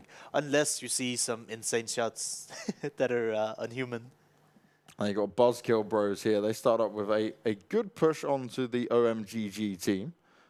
But they didn't get to finish up much towards the end here. Flex, again, they started off on the Kuma. It was looking very strong for them. This 2-2 split that Kuma tried to pull off. Right. This is one team we've been talking a bit about. They've been fighting a lot, but they just managed to not move ahead in the circle, and then they get punished for it, right? You see them here coming in super late from the blue. Epic just easily cleans them off because they come in with like less than half HP. So, you hate to see it, 4 people in one vehicle. Yeah, that's what because that's the bit we missed, right? Where we thought we were going to see it on the replay. That was their chance to BKB to escape. To see it. And I can't remember where PKB landed, but more vehicles are great, guys. don't trust whoever your driver is. Just don't try to sit for in a vehicle. Look for some more if you can. And here we see Magi. They obviously put up a great defense on the hill, but they did get pushed by Welcome to the Lobby. That ended up winning the game, and OMG did hurt them a bit as well. And it's really, really tough to stay on top of the hill when you can get attacked by multiple angles. Here, I honestly love the way that Miso played this. When he got up on the roof, I really wanted him to take it. That's such an awesome play. That to have the confidence and just jumping up on the roof, even though you know there's other teams around. He managed to get another kill out of it, and you know, he didn't secure a high placement, but he got at least one more placement point, and he made a cool play.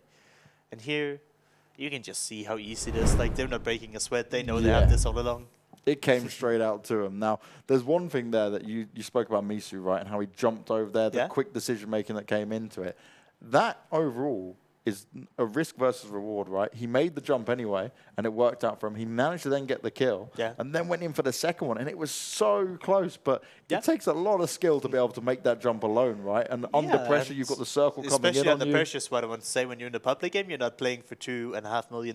No, it's just, there you go, right? You can do it. You can have a go, oh, okay, I died. Just queue up again, no problem. Not the case here. A very different scenario is how it works It's awesome to see when people just, you know, let go of their nerves and just, you know, try to make the big plays. And that's what he had to do, right? He was the only one left for his team. He had to come up with some style points in it, and he certainly got them done. Yeah. I like it. I'm impressed so far. Now, Avantgarde, they went in for that battle. They had that hilltop area as well. They were fighting off so many teams. But it was like a third party.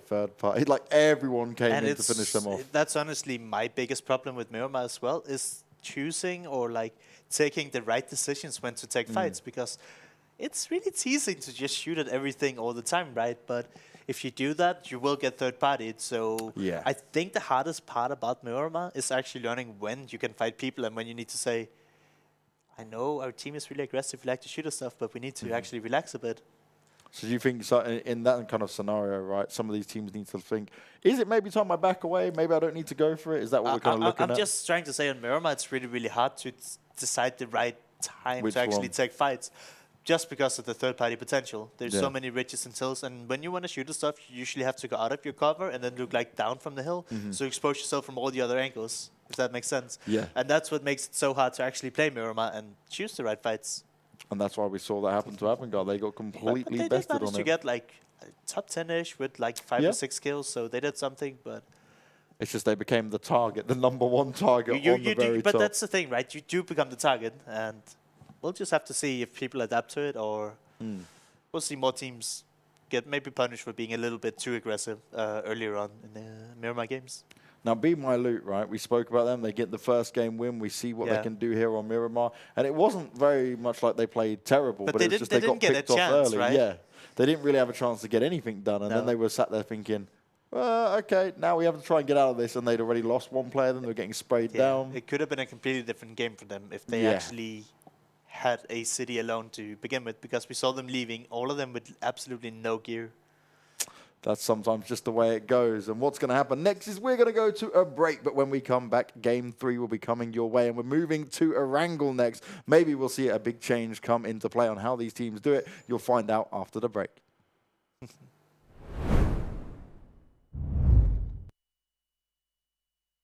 Do you play PUBG Mobile? Maybe you never run out of stamina. Maybe you're always aware of your surroundings. Maybe you're an amazing cook with the pan.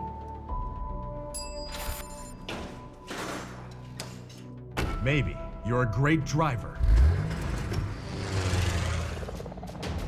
But as soon as you hear the sound of an airplane,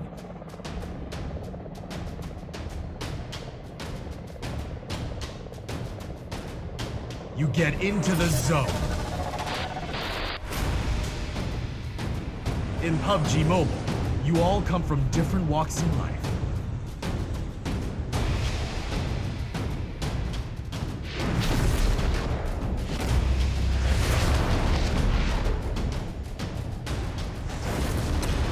But you face the same dangers on the battleground.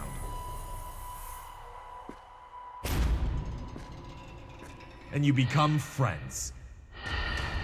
You work together to overcome the obstacles. This is PUBG Mobile. There's a number one in all of us. Welcome to the PUBG Mobile first anniversary party.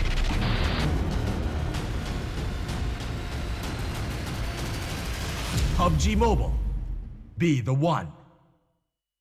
1 year ago today, PUBG Mobile went online in over 200 countries. On the 1 year anniversary of the game, we're here with you to witness the honor and the glory. The Anniversary Royale Pass will go live as scheduled with the usual variety of rewards and a load of anniversary exclusive items, such as the brilliant anniversary outfit, the retro anniversary set, and the L&Q Chicken M762 finish. Don't miss out. PUBG Mobile, be the one. UC spent in Royale Pass will be fully refunded as your Royale Pass ranks up, so you can buy next season's pass. Royale Pass, you deserve it. Royale Pass Season 6 is here. This season's theme is 1 year anniversary of PUBG Mobile, with lots of rare items. We've also added lots of more realistic and hardcore items to your Royale Pass rewards. Turn yourself into an elite soldier. UC spent in Royale Pass will be fully refunded as your Royale Pass ranks up, so you can buy next season's pass. Royale Pass. Ha! Gotcha. Royale Pass. You deserve it. Hi. Hey, buddy. Yo, Mike, are you ready? Wait. Should I go with the UMP9 or UC? Sun's out, guns out. Gear up for summer. You ready? Okay. Well, Ready? Sorry. I'm late. Any plans for fall break? happy graduation! You made it, bro. So proud of you. Sorry I'm late. What a day. I hear ya.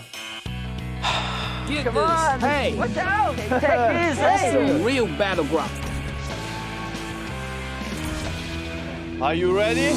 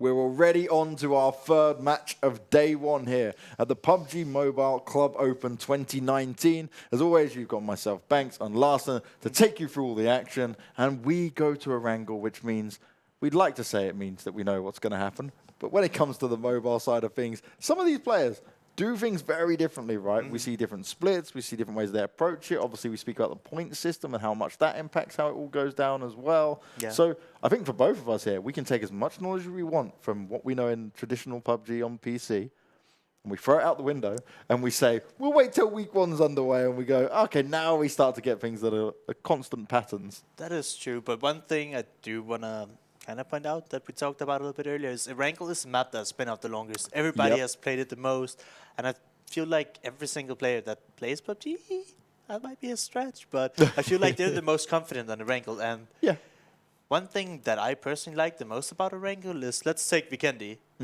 It's very compound heavy. Miramar, it's like you play ridges, it's really hard to do rotations. On Erangel, I don't know if it's because it's been out so long, but I feel like you can do good rotations in vehicles throughout the entire game.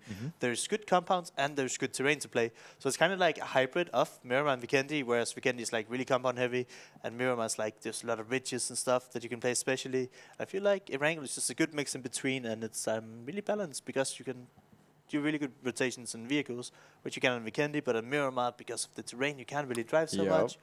So I just feel like you're going to see a lot of, what do you call it, steadiness. A lot of teams perform really well on Erangel. Yeah, I think we are our most competitive game, right? Like in terms of what we expect from these players, what we expect from the teams, how this kind of dynamic should work. And I think this is like, because we've seen Vikendi and we've seen Miramar, and I think this will give us the opening of saying, all right, these are the teams who are a little bit more well-drilled, or the teams we look at to be the most consistent in how it all plays out.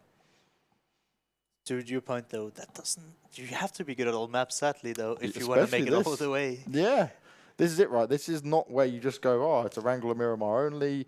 This is every map being played at some point across all of the groups, which means no matter what you're doing, you need to be well-versed in all of it. And I think that's going to be one of the biggest challenges, right? Because if we start to see patterns where we go, all right, cool, this team's very good at Vikendi. Oh, this team's very good at Miramar. Well, ultimately, Erangel's still the most played map, but you need to be able to play everything. Definitely.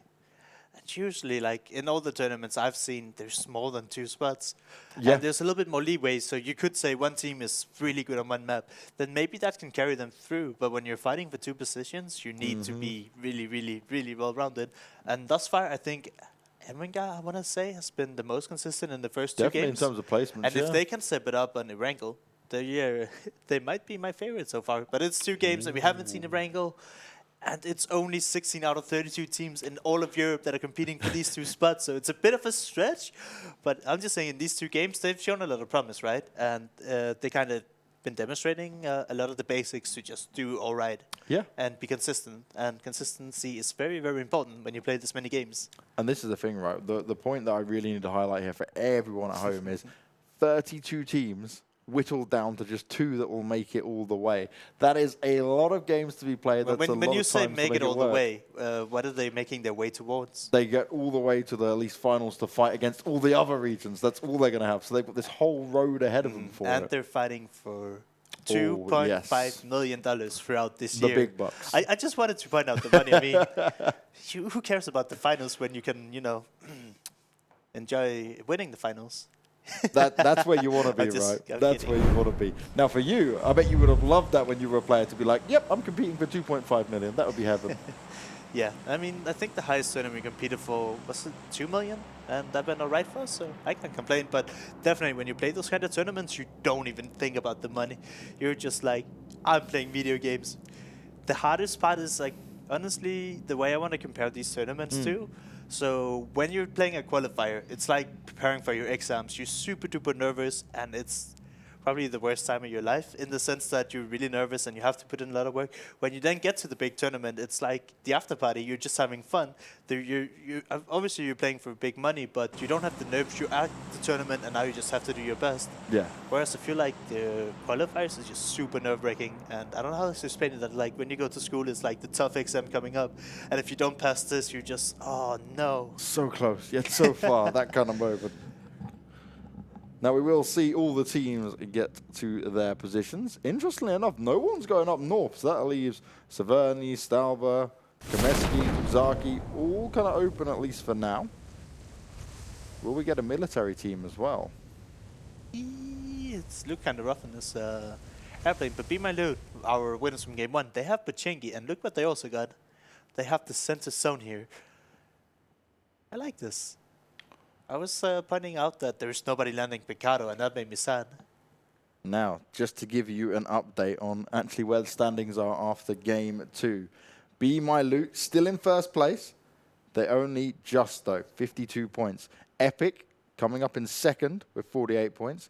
Buzzkill Bros with 43. And because Welcome to the Lobby, they may have won game 2, but they had not a terrible first game, but it wasn't a crazy game in terms of what they were able to achieve. They're now in 4th place with 42 as ASE sit just behind them in 5th. And Avangard have gone down from 4th to 6th. And that is just because of the placement points. They're so heavy here. But being in 6th place is not terrible after 2 games. And especially if, let's just say, Erangel is their man. They might just take 2 games in a row now. Cool. But yeah. I'd love to see who our first back-to-backs could be. Yeah, same. But yeah, I'm really happy to see some consistency. And our top teams, Welcome to the Lobby and the Be My Loot, they're both in the top 4. Yep. They have really good points in this game here. Here we see Welcome to the Lobby, they're in Rasok, pretty much at the center north side of the zone. And then Be My Loot, they're in Pichengi, which is like the center south side. They're both sitting really comfortable. One thing I do think that I've seen lacking from all these teams here is I think they're maybe just either looting too slow or putting too much emphasis on loot, rather than just trying to actually take a good spot for you. I don't think I've seen a lot of people rotating, maybe that's after 3 minutes, 4 minutes. Yeah. To try and get a good spot in the zone. A lot of these people, they're like waiting until the blue actually pushes them. And that's what I would see like people do in public games, whereas like you're thinking, okay, we need to try to get the best average placement every game. We should maybe try and focus a bit more on positioning early on. But it's not something I see consistently a lot of these teams do. They're very content with just staying outside. So in that terms of things, right, it's them needing to focus a little bit more on the smarter rotations potentially than just looting. We'll have to wait and see if some of them start to wake up to that. And they may start to realize, right, after the first day and say, all right, this is what we can improve on to make it easier for ourselves. Mm-hmm. And for example, here in a city like Yasnaya, we see, what is this? It's a Turkish team. What would they call it? It wasn't Epic. But we have K and so Team 2. It's Team 2 I'm looking at here. They don't have a clan tag. But either way, Yasnaya is such a big city that you can actually split it between 2 people. And you don't have to fight, but they're both putting a lot of effort into fighting this. We see Team 2, they grouped up as 4, and they're even thinking about pushing out the K here. What a turn! Valak looked like he had a drop on him as well. Should have been a good position for him, but he gets taken down. Now they're going to strike. His teammate round the corner. He's going to get this off next. Are they going to be able to hold on to this at all? They're getting some cover as Robdini, he tries to hold in. 2 of his players gone down. Valak bleeding out. Actually, upon that, Robdini is the last man standing for his Team K here. And my point is, you're the last guy standing for your team. You need to run now, Robdini. You don't want to fight them. But he was staying around then. He does decide to eventually run away. And that's really nice from Hero. They actually managed to hold on to what they had there. They keep themselves going. And now they're in a position where we've still got 4 alive. We've taken out 1 team already, bar 1 player. And we can sit comfortably for that little bit longer here. But look at this. The Romanian squad is posted up in Yasnaya for some reason, and Robdini almost runs into them. Probably by accident, but... He's like, I'm going to back away from that one. This is an error. I don't want to go forward to my death. And he needs to play the long game here. Because still 15 teams remain. BML, the winners of game 1 on Vikendi. Just on your screens there as we go to look at the Romanian squad to see what they can do. Now, they seem to be aware of Robdini's position, but he's slowly getting himself out of it. He wants to say, all right, I've seen what's going on around me. I need to find myself some good spot here. I'll loot up a little bit further. But wait, because I was looking correctly. It looked like he was running straight into Team Epic, who was also posted up at another set of apartments in Yasnaya, so we might see Robdini go down soon. That would be an awful way for it to go down straight on the beginning. Not even into phase 2 just yet. Buzzkill Bros here got themselves some vehicles to work with. Epic do find a kill, but this time onto one of the Turk team. Yeah, and it wasn't Rabdini that we were talking about, but I actually didn't realize we had 4 different teams there in Yasnaya. They can see him. Wenzi should have been able to spot him. Maybe he's focused on some of the other fights going on around him, but there's 2 Epic players in that compound, and they'll be well aware now. There's more than just one team around here. I think this is the right call, that they shouldn't try and rush over to rest him, but if he can crawl into safety, he might be able to become rest. You can't go with that XP. He's like, please, I don't want to stay. I know I can't get over this, but I really, really want to. Maybe willpower will carry me over. He just sat there like one hand on going, come on, I'll break the game. Let me do it. And the worst thing about PUBG esports in comparison to other esports, if you die this early onto a round, you have to probably wait another like half an hour, 40 minutes until you get back into the action. And at least this is online, so he could, you know, do the other stuff, but otherwise you have to sit back. And actually Epic here is setting some really nice shots. Epic looking to solidify themselves with some extra kills here and get some very vital points. Currently sat in 2nd place at the moment. Yeah, they've been doing, I wouldn't say surprisingly, but they've just been on point with taking fights. I'm surprised though, they've had 2 knocks. Something you often see when top tier teams get 2 knocks, they maybe try to, you know, they have the advantage, then you want to press it. Yeah.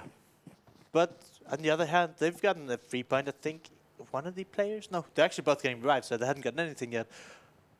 But like I said, it's not worth to lose a player this early. But on the other hand, they're not really fighting for positioning because they're just on the edge of the circle up north. So I'm like, unless they really just want to say, hey, Yasnaya is my town, you cannot come back here, then I'm not sure what they're trying to do if they don't like press the advantage that they have. Now Flex, we've seen them before. A team that's willing to take the fights. In the blue? In the blue. And then die out to them as well. It's very true. That's exactly what happened to them. It wasn't played smart by them, but they were hungry for the kills. But that's not the way you get it done. They're currently sat in 13th place overall. Sadly, this is not a game of courage. And, you know, just because you're really, really happy with fighting people, it's not a bad thing. But you have to have a guy who can tell you, all right, this is not the time to fight. We have to get into the circle, and when we're in the position to fight, go ham. But if you get caught out of the wrong side, you're just gonna have such a tough time trying to get into it, and which is what happened to Flex that game. As soon as they popped out of the blue and came into the circle, in circle 4, they just got killed immediately. The battle between Turk and Romania still going on. Mitsu, we saw him before. Had that really nice position where he was able to jump over the house and get a bit of style points in there. But now he needs to have the individual skill as the next circle pops. And we're going over Pochinki, where BML currently sit. See everyone start to now make their decision on how they want to rotate round. And this is especially like when we get to this phase, it's a little bit tighter, right? We start to see things go down a little bit more in terms of the kills. The rotation kills start to come in. And this is where it comes back to your point, Larson, where you said rotations now have to be on point. And you see Epic, they're deciding to disengage from this fight. Even though they had 2 knocks on earlier, they realized that we cannot stay here any longer.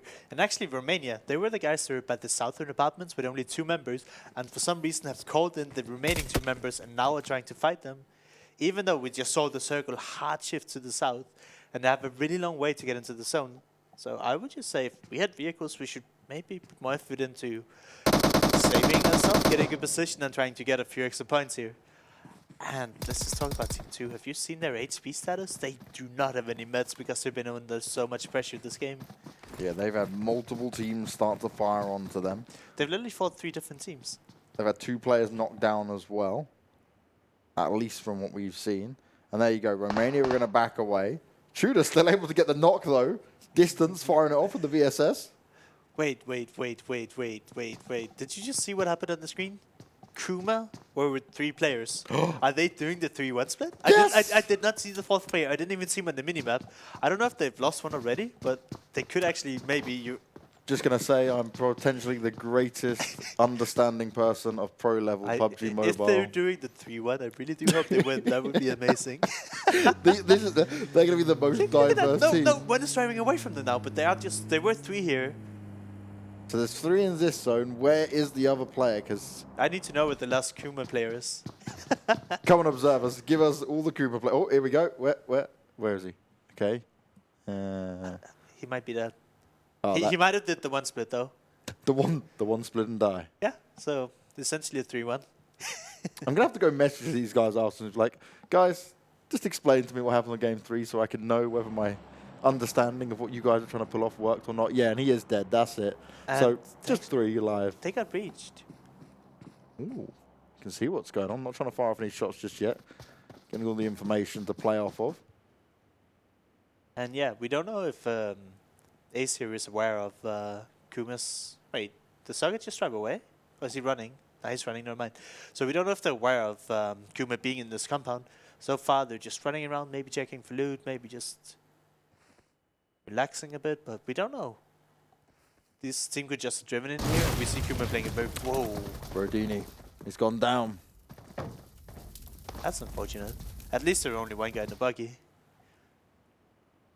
Now this is interesting for Kuma because they've been very chill on their trigger fingers. They're not trying to engage just yet.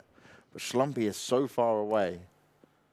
Epic still able to get extra kills up on the board though.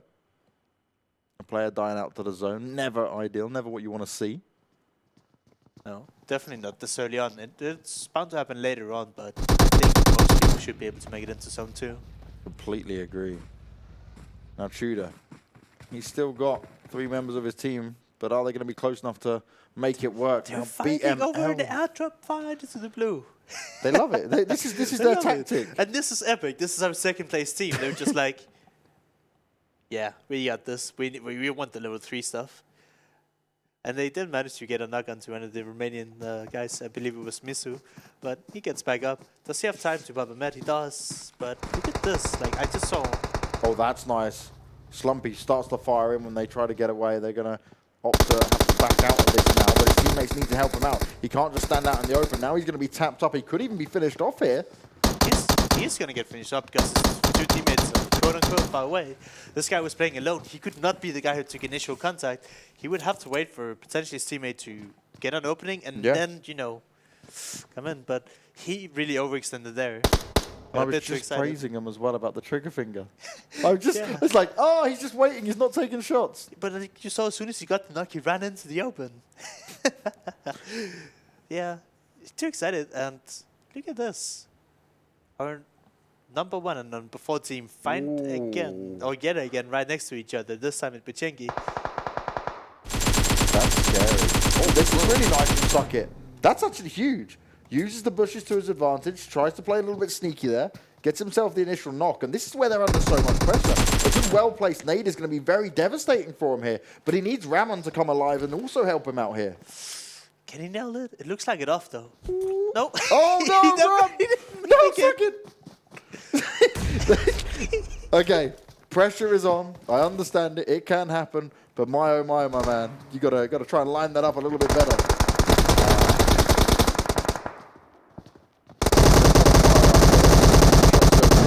We've also got a bit of a firefight going on between FTP, OMGG as well, and BKB. There's a hell of a lot of firefights going on.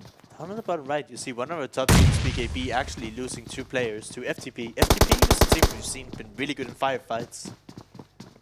And I think they just flushed 2 BKB's players. How long can Kuma keep these guys pinned down in one compound? They're just waiting once again. Ramon's moved himself around as well. Socket's still shooting away. They've got themselves in a vehicle. This is where it's very dangerous. 4 men in a vehicle. Yeah, but like, how long do you want to keep them pinned down? They're both not inside the safe zone, and whoever gets into this zone first might actually get the advantage. And see now, if Ace team here plays aggressive, they could just cut off Team Kuma here from inside the safe zone. But I don't think they're up to 2. And PKB, like we talked to, they're down to their last 2 players here. FTP managed to catch them up. They're split 2-2 in this low compound. They're going to struggle to move around here. FDP is certainly marking them. Avangar still involved. Ooh, what a shift. BML and welcome to the lobby are sat there saying, thank you, RNG gods. You've given us all the circles we want. We don't have to move anytime soon, and we could be having a pachinki ending. I was about to praise Erangel for their placement on top of the hill, but then I saw the zone and was like, yoink. That's not what you want. No. AC, they were the team we saw just before. They had to rotate 4 people in the US, and they made it into Pichengi. I think they might have lost 1 in the rotation, but getting into Pichengi this early before it gets fully infiltrated by the teams is really, really important. So well played to them that they made it up. I think one of the Kuma players is going to die to the circle as well. No. Depending on how many meds he's got, he's going to have to be ever so careful. No. Your 3-1 genius split didn't work out. I take back what I said. It might not. I mean, it could have been the execution. Maybe the plan was there. They just executed it poorly. There you go. We're You saving can have a chat with them overnight and give them some hints. Larson, I like you more and more. You're making me feel better about this. And yeah, I And think that's how you throw an A. There you go. That's better. Up the window. Ooh. Close by as well. They got to be every position these guys take. They're like, oh, we're running into another team. Oh, we can't find a spot. They probably just want a little bit of a breather. It looks like they're getting the breather right now. They're just sitting there, barely moving. Only Kotoyo taking a few shots here, actually connecting onto. Was it Flex that finished this up? It is. Wow. He gets 2.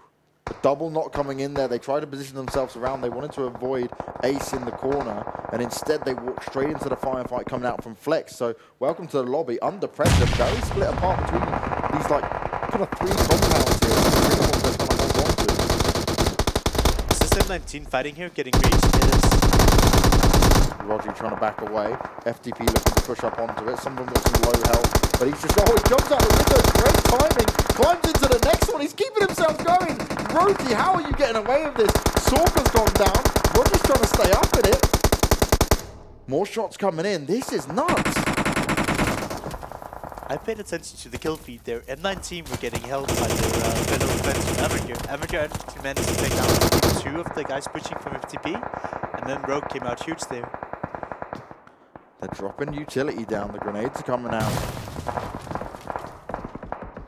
Avangard is picking them apart, like you said, from far away. Very nice. I think M19 managed to stay alive with at least 2 and they still have 1 knock, but for FTP it doesn't look great. They're down to 1 member and then however many knocks are remaining, but it's going to be such a tough time moving out from that tower. The fact that Roger was able to stay alive during all of that was just crazy. Jumps out the top window, goes back in the lower window, heals himself back up. FTP are trying to chase him all over the place, and they're like, where's he gone? And whilst they were all chasing down Raji, it was just Avangard picking them apart until they finally got 1 member inside the Wizard Tower. And yeah, so Hate Hope went down a lot earlier. So actually Sorka, who was the first player knocked, and he was stuck outside, he still managed to stay alive. Impressive. Yeah, and welcome to the lobby, managed to get 1 of the knocks up from Flex. And somehow, one of Flex's members got knocked too. But this is what happens when you get so many teams running to each other. It's like, okay, A is going to shoot onto B, and then C or D is going to shoot one of those 2 teams shooting. So it's extremely hard to also pick your fights here. Ooh. And would you look at that? Who's looking good here? Wait, did we say that maybe this map belongs to Erangel? They're looking like they could make it theirs for sure. As more grenades are going up. M19 looking to deal the damage. Thanos, he's getting tagged up through little gaps in the window. Sorka's also been knocked down. Avangard, they're unrelenting there. Constant firing. I expect Avangard to pick up tons of kills because everybody but Chenki has to move out and they have the perfect line of sight for it. They're like, look at our open field. Walk towards us and we will spray you down. I miss the good old Pachinki endings. They're, I wouldn't say they're awesome and great, but they're really not. They're so crucial and harsh for people. Oh no. Could this... Wait. No! Oh! BKB! He thought he was in a good position. I was worried they were just going to run him over. Flex tried to jump into the car. They don't expect him to just be sat behind it. And he just starts spraying onto him. I think he panicked because they reversed for a second. Yeah. And then he's like, no, they're going to run me over. Because if he had a grenade, that would have been the vital, like, yep, I'm going to blow you guys completely and I'm going to get this win. His teammate Tomato had a nade though and managed to get 1 knock. But what are you going to do now? You're against 3 players of Flex. And the blue is pushing onto you, Tomato. Are you sure you wanted to make this initial contact? I don't think so. Not going to work out, though. Andrew Lime with the kill. A good effort. A very rough spot to fight from. Epic, though. They're still up and in it. Welcome to the lobby fighting scores as well. Oh, no. 3, 2, oh, no. 1. What? Wait, hello? There we go. Why would you flex? This was the like suicide car run. To be fair, we have talked about Flex's rotations. They need to work on that for the next upcoming days. They're great fraggers, but the rotations, not so much. You see M19 on the fire. He was just pushing forward and saying, I got this. We're going to get to some sort of safety. Yeah, there's so many teams on the fight here. M19 and Erangel have to lock down their position. We saw Welcome to the Lobby, they pushed them to Erangel's compound, and M19, they're fending off the rest. I didn't see where BML is going on to, but they're still alive, they're fragging out. Socket from Kuma is still able to do some damage, finds himself a kill onto leader. Wait. Oh. He's still alive, he's still fighting, and there's top 9 teams. It's not too bad for That's him. their best placement yet, almost. BML still within it as well, fighting out. 1 player knocked, 3 still alive, but they are under fire. OMGG just trying to edge his way forward there. Erangel actually taking heavy damage here. Yeah, I don't think they expected the pressure to come so close to him here. They had good distance between them and many of the other teams, but now that's been whittled away out. Surprising mistakes there now. But we see the most intense firefight is Welcome to the Lobby versus Erangel. And Yeah. Erangel is split, like, they're 3 guys in there, 1 building each, so he really has to pull it off here. The circle actually shifted away. It went up towards the hill, and everybody who's in a building, they're not going to feel great anymore. This has become a difficult position to So fight look at from. Kuma, they're doing it. They have the zone right now. Maybe you are a genius after all, James. It's worked out. Mm-hmm. Kuma, they knew this from the start. They listened to you last game and they're like, well, if James says it, it can't go wrong. Considering you're the X4, I really hope so. Champion pushes out, he's standing up, he's taking shots. He's now going to try and work his way across as the smokes are down in front of M19. He's got the crate in front of him as well. Is there any goodies for him to find? We'll have to wait and see. How long can he keep the goodies though? Oh, no, Miguel is here. Now,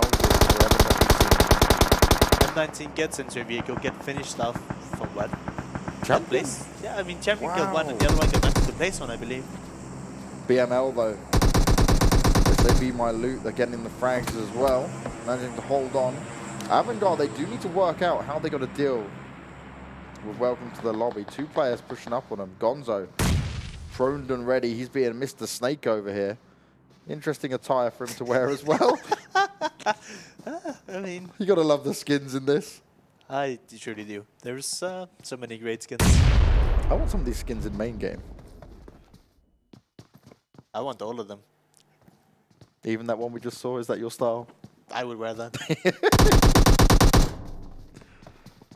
Erangel holding on for dear life, but Welcome to the Lobby, managing to get close up to the building with 2 alive. BML, our game 1 winner, and still overall number 1 on the leaderboards. They're doing great. Yeah. They were in Pachinki and somehow managed to drive up on the hill. I saw Epic and another team was occupying this hill, and they managed to take down Epic, which apparently, I assume BML just ran them over. Which were our 2nd place. So BML looking fantastic here. Kuma, after listening to James' advice, they're staying in. Welcome to the Lobby. They're struggling against Erangel here. And Erangel absolutely needs to take down Welcome to the Lobby because they're currently ahead of them. And I think he finished the knock. They're still 1 man up on Welcome to the Lobby. But they should be able to clean them out. Wait, Shooting each other. That's not how you want to do it. They're trying to find Jonathan. They don't want to shoot each other up. And then he finally goes down. Welcome to the Lobby eliminated. 3 teams remain. We've got Erangel, Be My Loot, and good old Kuma. Yeah.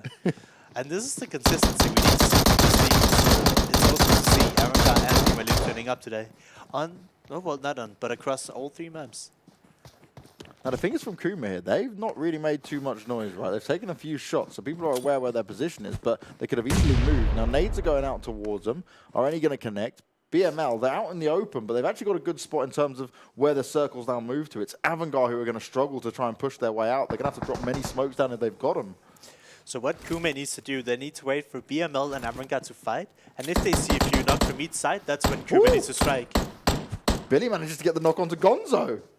So Gonzo's out in the open, now trying to hide behind the car. More nades coming out, and actually the circle damage is going to come in. Gonzo surely is going to struggle to get away from this, and his teammates are going to have to leave him be. I want to point out one thing we see before. We actually see 1 return here, but what is it? We have the one Erangel guy who's healing in the blue, and he tried to do it again. He obviously gets second out, and Erangel goes out in 3rd place. Terria, DGR. I remember in game 1 he was trying to heal in the blue, and he tried to do it again. But now, as I was trying to say before, Kuma's chance of winning was to strike as Erangel and BML were fighting. BML obviously, for a few nades over here, they have an idea Kuma's here, and Kuma's just letting them revive. So I expect to see another clean victory for BML here. But do you think Kuma has what it takes to pull it off?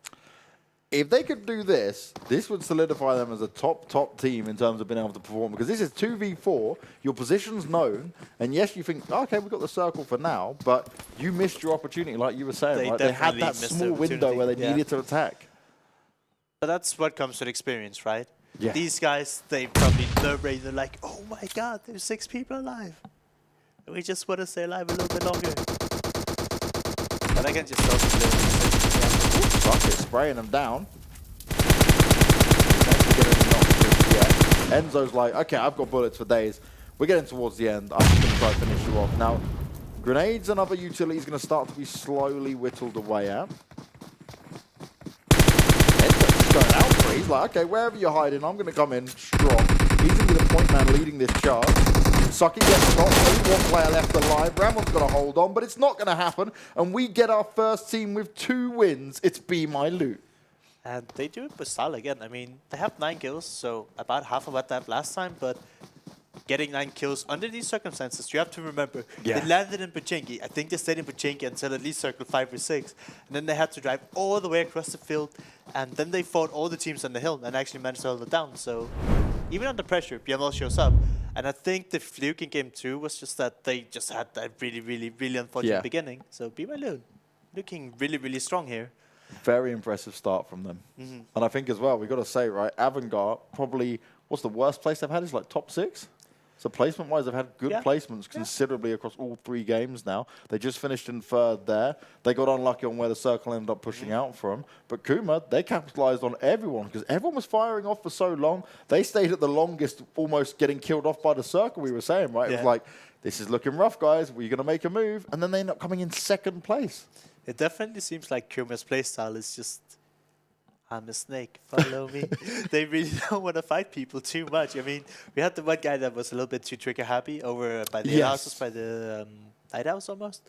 But other than that, they've been very like laying low, just trying to play for placements almost. And that's kind of the problem when you look too much at like the scoreboard system sometimes, that you have to keep on playing your own game. I think they're putting way too much emphasis on that. Okay, if you get 1st place, you get 30 points, and the kill is only 1 point. You still want to fight people and like play together, and don't only play for placements alone, because you have to kill people in order to get good placements as well. So I would like to see Kuma actually try and fight people rather than just, you know, singing staying alive. I feel like that's their gameplay right now, and I would like to, you know, just be a little bit more aggressive, because if you don't play as a team, I don't think they have a real shot of qualifying on through. And I think if you're looking at it honestly for Kuma, it's, yes, okay, you've proven that you can kind of get your way through on some of these games, but there were multiple chances there. We see that funny nade come up on your screen he has to run away from. It's amazing that he was still managing to hold on. He was one of the last players alive. But do you think that's why they're not trying to fight people? What, because he hasn't practiced all those nades and he's like, maybe this isn't what I want to do? They're afraid of hurting themselves. And here we see Erangel helping out M19, staying alive a little while longer, taking down most of the FTP members. Ultimately, the circle just didn't go in M19's favor this game. Yeah. There's absolutely nothing we can do. We saw them try to get in a vehicle and cross the field, but there's no way they get past Erangel and whoever is holding them down at that point. This could have been such a good play from Doctor, but he lost it. And this... this was the crazy one. You just don't want to do that. That was like some anime-style ending, where just everyone just drives forward, and then all of a sudden, boom, you're like, are they going to come back? He has a car on fire. You have a better chance of running on fit, maybe getting like a few more points from kills or getting high placement. You don't just want to try to drive across the field with a burning car. Here, we've seen so much consistency from the other teams, which I'm really happy to see. And it's gonna, you know, gonna get switched up, because every day we get a new lobby with 8 different teams in. So it might change, because here in this game, we know that welcome to the lobby, they, for example, have Rosak alone. But let's say tomorrow or the day after, if they're playing again, they're going to get hot up by another team. That might change drastically how a team performs on a map. And that's the thing, right? None of these teams can sit there and be, oh, yes, this is ours. This is what we know is going to be our spot to play from. Because, yes, today it worked out for them, but going into tomorrow, it could be a completely different scenario. And even now, though, we get our second game. It's our first time, right, of having 2 maps back-to-back. Yeah. And we're going into match 4, the final match of the day. I don't think will see 4 teams land in Yasnaya. Sorry for interrupting you. They may look at that and go, nah, that wasn't the best play last time. But what we might see is some teams go, when they do want to change up, right? Some of these United teams might say, actually, I see a bit of space over here. I'll try and take that, because we saw no military team, no one up towards Saverny or anything like that. Everyone was staying more center field. So we'll have to see how it pans out. But what we will have to do now is go to a break. We've got one more match coming your way. It's going to be Erangel once again. So stick with us. Don't go anywhere, because plenty more PUBG Mobile action coming your way.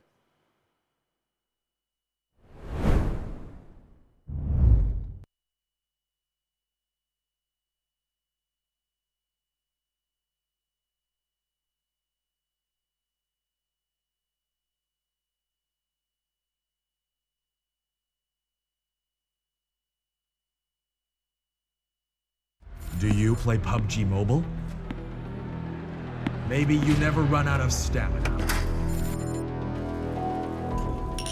Maybe you're always aware of your surroundings. Maybe you're an amazing cook with the pan.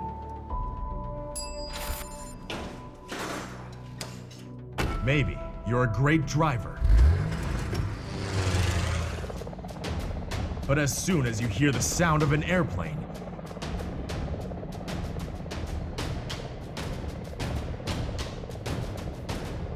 you get into the zone.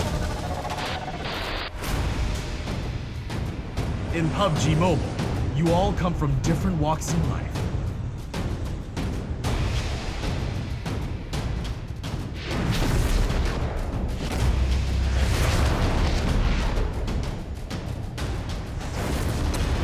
But you face the same dangers on the battleground.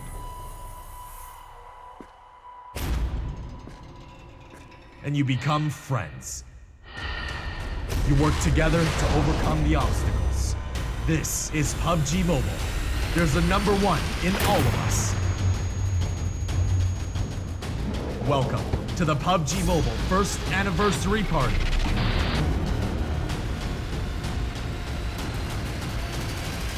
PUBG Mobile. Be the one. 1 year ago today, PUBG Mobile went online in over 200 countries. On the 1-year anniversary of the game, we're here with you to witness the honor and the glory. The anniversary Royale Pass will go live as scheduled with the usual variety of rewards and a load of anniversary exclusive items, such as the brilliant anniversary outfit, the retro anniversary set, and the L&Q Chicken M762 finish. Don't miss out. PUBG Mobile. Be the one. UC spent in Royale Pass will be fully refunded as your Royale Pass ranks up, so you can buy next season's pass. Royale Pass. You deserve it. Royale Pass Season 6 is here. This season's theme is 1-year anniversary of PUBG Mobile, with lots of rare items. We've also added lots of more realistic and hardcore items to your Royale Pass rewards. Turn yourself into an elite soldier. UC spent in Royale Pass will be fully refunded as your Royale Pass ranks up, so you can buy next season's pass. Royale Pass. Ha! Gotcha. Royale Pass. You deserve it. Hi. Hey, buddy. Yo, Mike, are you ready? Wait. Should I go with the UMP9 or UC? Sun's out, guns out. Gear up for summer. You ready? Okay. Well, Ready? Sorry. I'm late. Any plans for fall break? Happy you made it, bro. So proud of you. Sorry I'm late. What a day. I hear ya. Get this. On. Hey, Watch out! Take this! that's a real battleground. Are you ready?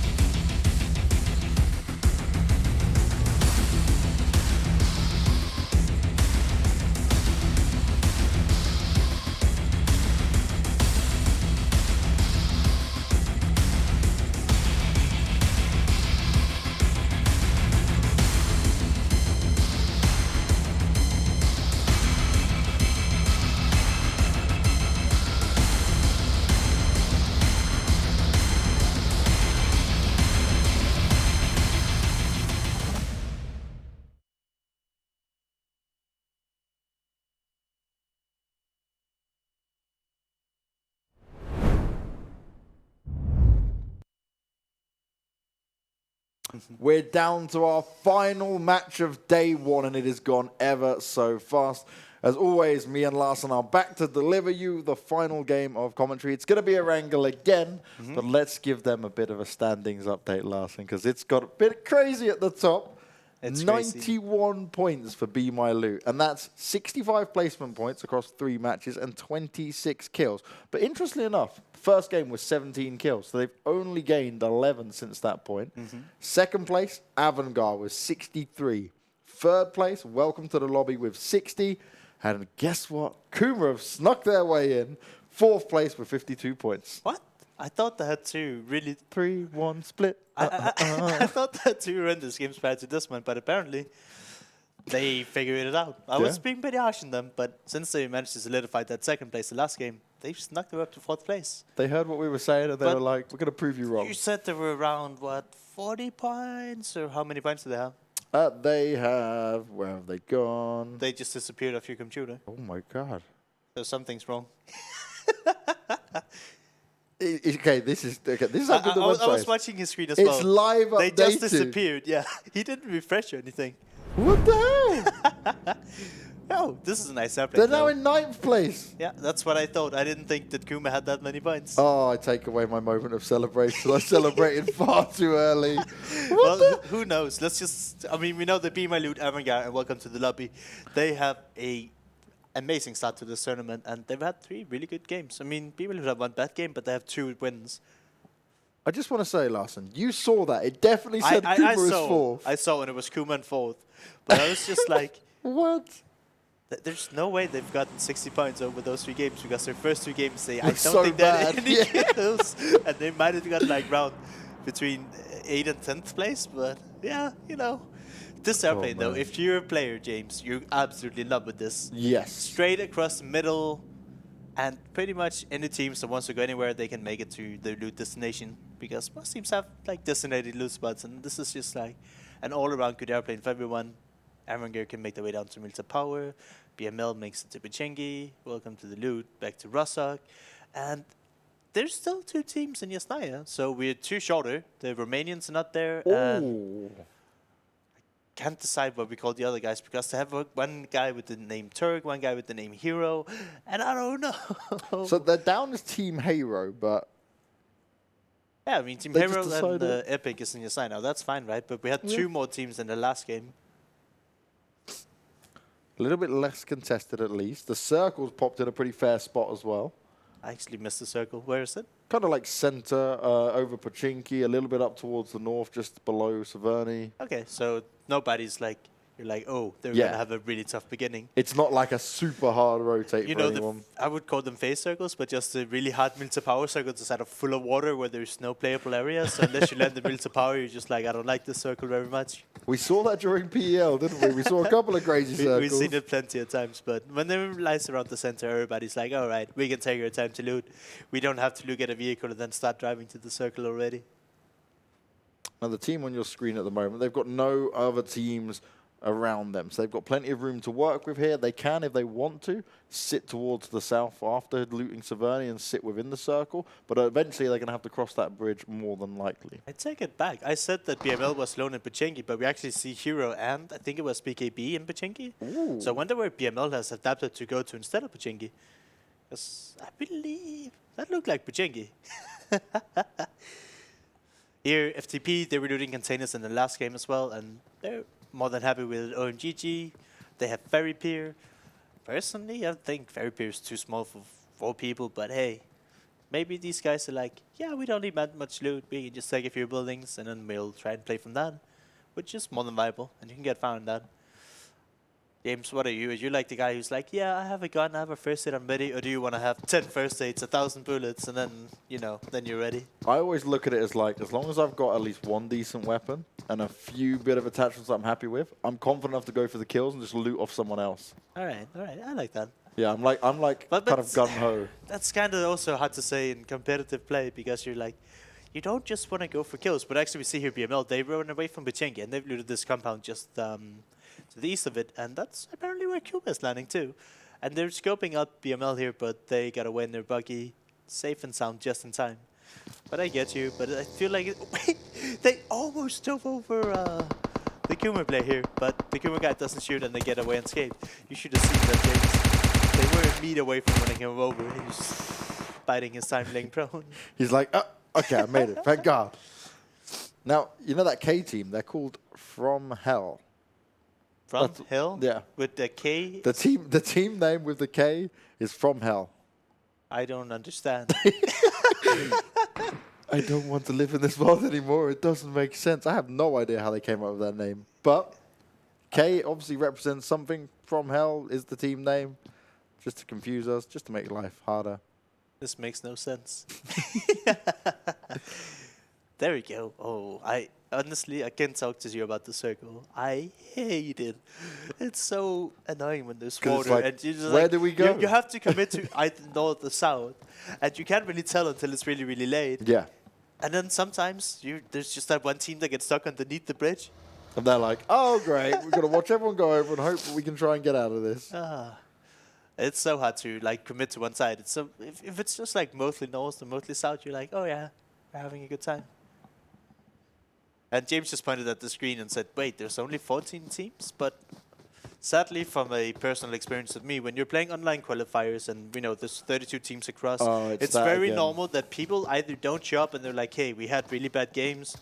It's getting really late where I live. My mommy tells me I have to go to sleep. Maybe not that, but it do happen that the lobby doesn't always start with the 16 teams in this early on in like a process of a tournament. That makes sense. Still plenty of games for them to make up for it either way.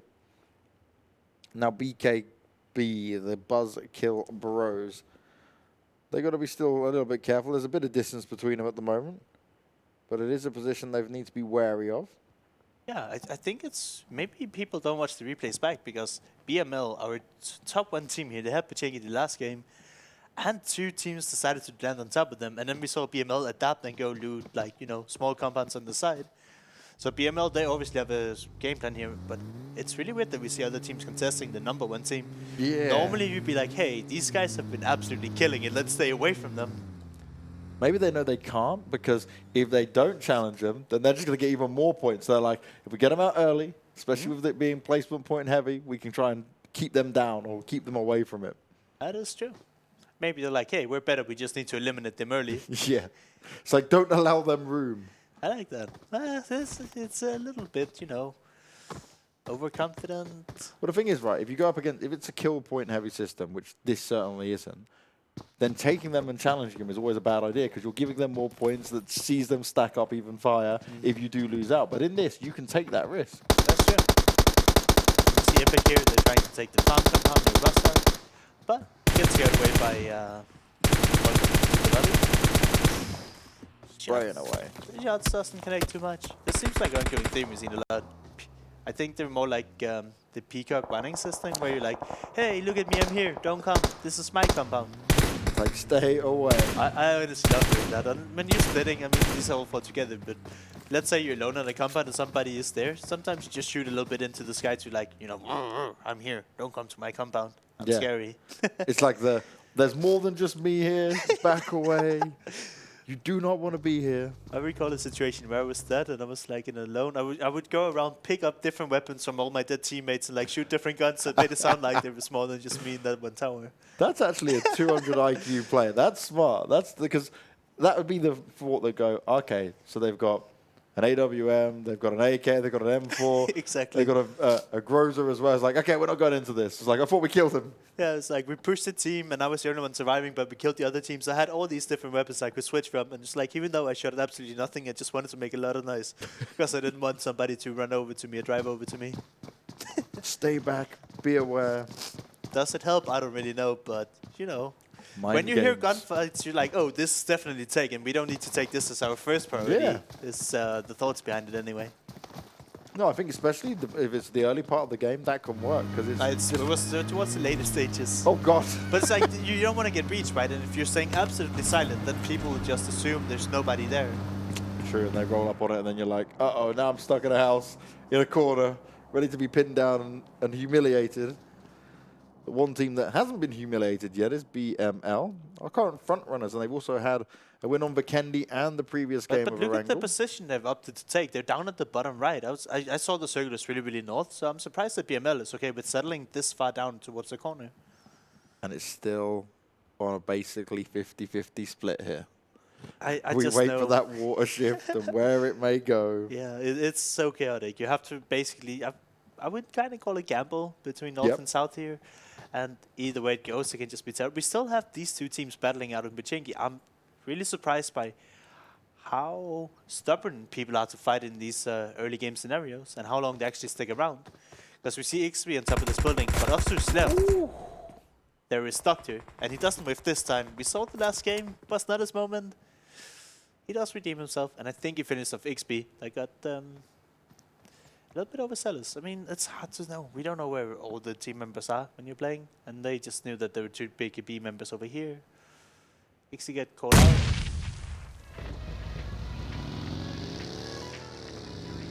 We're having that little bit of music time. So in PUBG Mobile, can you change the sound of the horn to whatever you want to?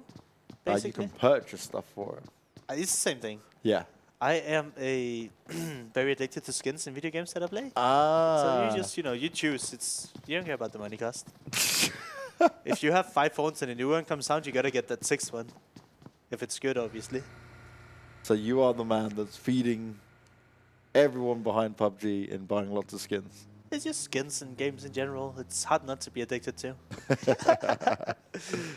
But I am a guy that spends a lot of time behind the computer screen and plays a lot, so I don't know why. But I do find pleasure in purchasing skins and using them. And let's just be honest, PUBG Mobile skins, They are lit. you saw that prone shot last game. Maybe not him for me, but I'm just kidding. I've seen some good ones. I've definitely seen some good It's ones. just an example. I want the monster backpack. That's the best one. There's so many cool skins, I can't even tell them apart. Don't worry, after this, I'll take you for a crash course of skins in PUBG Mobile. Fantastic. And then you'll be addicted and you'll forever be spending more money. It's fine. This is a great position, though. I really do like this. You don't have the easiest access to the north. But if the circle were to go south, they can gatekeep so much because you have such a big overview. And if anybody tries to go south by swimming in the river, you can just stack up a ton of kills. But like we said, it's a gamble. But if the circle do go south, this is a really good position from Ace. We see FTP. They want to leave Georgia Ball. I see a US right in front of them on the road. James, tell me they're not just going to go in one vehicle. You hate to see it. Of course they are. What did you tell me when you cast the PC games? Whenever you see people in one vehicle, what do? I complain and I go crazy and I'm like, why are you doing this? Because it's literally, all it takes is one spray down of a player that could be close by. Boom goes the car, boom goes all 4 players. It's never worth the risk. And your entire team is dead. And one thing, okay, go on. No, I was going to say, like, if you have a really fast rotate, right, and you have to just use one car, okay. But as soon as you see there's another option for a second car, get out and go get that. One thing I want to point out is I played the third-person tournaments in the beginning, and then at the big PGI tournament, the $2 million tournament, there was third person, and we did really well.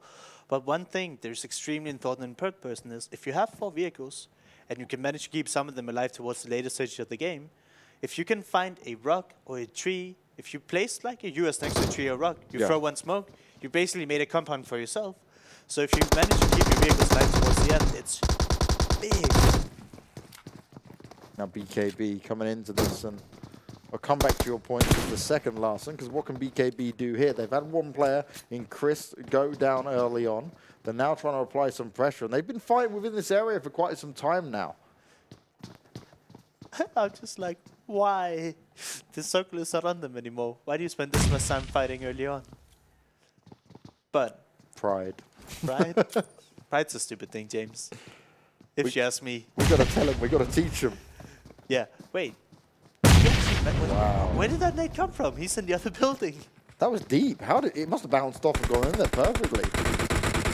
One player not there, now they can push into this. This is going to be really difficult to hold. The flank comes in as well.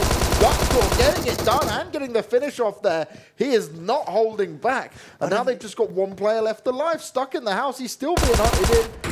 Duckcore just spraying everywhere. Some shots come out towards him. He's being hunted down.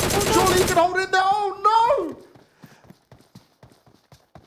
And he's going to be able to revive his teammate. What a cleanup. I don't want to say anything, but I think Doctor needs... It's an experience, right? You get experience. He just looks really, really nervous. He panicked there. Yeah. It was like a 1v1. He just, if he holds the door, he can just hold the angle of the guy running, but he got really, really scared and ran away. He came in, pre-fired a position he thought he'd be in. He wasn't there and then just ran away. And as he was running, took some damage and he was pinned down. It wasn't meant to be. But this is also the biggest PUBG Mobile tournament up to this date. Oh, and yeah. it's very reasonable for people to have these kind of nerves. And also, some of these players, right, they may just have entered and not been from a competitive game before. This could be some of their first time playing in a big esports tournament. And this is another level of money being put down into it. Definitely. That's, I mean, at least for PUBG PC, I don't think there's ever been as big a tournament as this. It's crazy. Absolutely crazy. And this is why players and teams are going to be learning very fast here as OMGG looking to do some damage here onto the Romanian squad, who have been pinned down in this one house. This is popped out, trying to hold on, but it's not meant to be. And OMGG managed to hold on strong. A good execute, 4 players still alive, and they're going to be very happy with that. That's how you do it, though. They got pinned out in that small little house. It's really unfortunate from the Romanian squad. I assume they crashed the garage, hoping it was free, but you saw OMGG, they were there. They never let anyone of the Romanian guys out. You throw in a nade, and then you just collapse in them, punch them out. BML, starting south of Vikendi and looting the compounds around it, it's now ended up in Russia. I guess this is a pretty good spot, because you can see they have access right above them to the bridge that leads to the north. So if it stays south, they don't have to go to the water. And now when it goes north, they have access to the bridge. But this is a tough circle. There's a lot of teams going on that eastern bridge as well. We're going to have to see. Just wait. James, our favorite... I don't want to say favorite team, but we've had a lot of story of all around Kuma. We've spoken about They've them. been like our silent heroes, and they somehow managed to find themselves in the circle now, but on the north side. Secretly, someone knew that Kuma were going to do well in this game, so they baited us with that 4th place on the leaderboard, then took it away when they realized, oh, they're actually checking this. And then they're going to finish really high again this time, and they will be in 4th place. We see BML, they found Erangel and managed to get a knock onto him.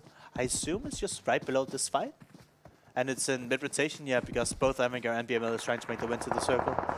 Erangel is just ahead of BML, and BML is taking some heavy damage. Avangard have some really good players in terms of just aim and natural ability in this. They're taking a lot of these engagements in these one-to-one fights and being able to work their advantage very well here. Now, Mackie may be knocked. He's got the BML players in front of him. But I just want to point out, look at Erangel. If they didn't have 3 vehicles here, they would never been able to rotate over here or have a safe spot to play from. So I can just... this is one of the only assigned teams in these groups here, and it shows that they do have some experience. Now BML still able to do some extra damage here. Avangard also helping them out, so they may have been potentially third party, but instead they both turned around and started to get involved. Now Lutz, he's been that super solo player for many times for his team. Can he pull off an incredible feat again, or will he be eliminated here? That's a good question. Maggie gets fully flushed here, and look at BML, the plays they made. It's like, you talk about being nervous. If you have the confidence to make these kind of plays, oh my.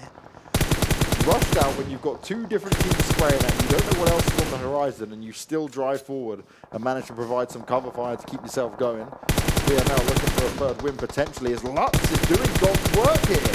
He's just picking Erangel apart right here. Avangard, I was just praising them on their individual skill. They got pinned down by BML, and then they were just fighting back and forth. And now we see them in a really rough spot where actually only got 2 players left alive because Lutz has done so much damage to him.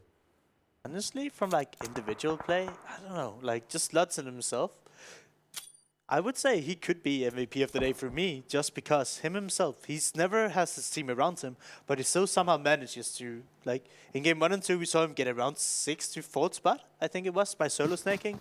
And here again now, he's just managing to do so much work on his own.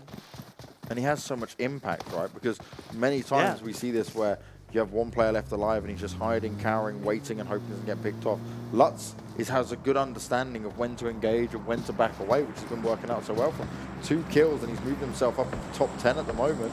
I just wonder, why is Lutz always the solo survivor from his team? What happens when the rest of his team dies? Where is he then? You know what I'm going to say? 3-1 splits. it's the new meta. Like, how does he always manage? Like, just run away as soon as his team gets into a fight and then they lose? He's like, oh, we lost the player. Don't worry, guys. I'm going to disappear over here. It's fine. He's great individual player, but I just wonder how they so often. This 3 games we've seen him be the last solo survivor doing work. Oh, and the circle benefits PML once again, but Kuma are firing up onto him, and Kuma are doing the damage. They have 4 players next to each other. Wait, do they? There's at least 3. I like this. Splits. It's the dream. Billy found as well. Ramon able to get the kill. Is that all of them out? That's done. BML eliminated by Kuma there. Kuma.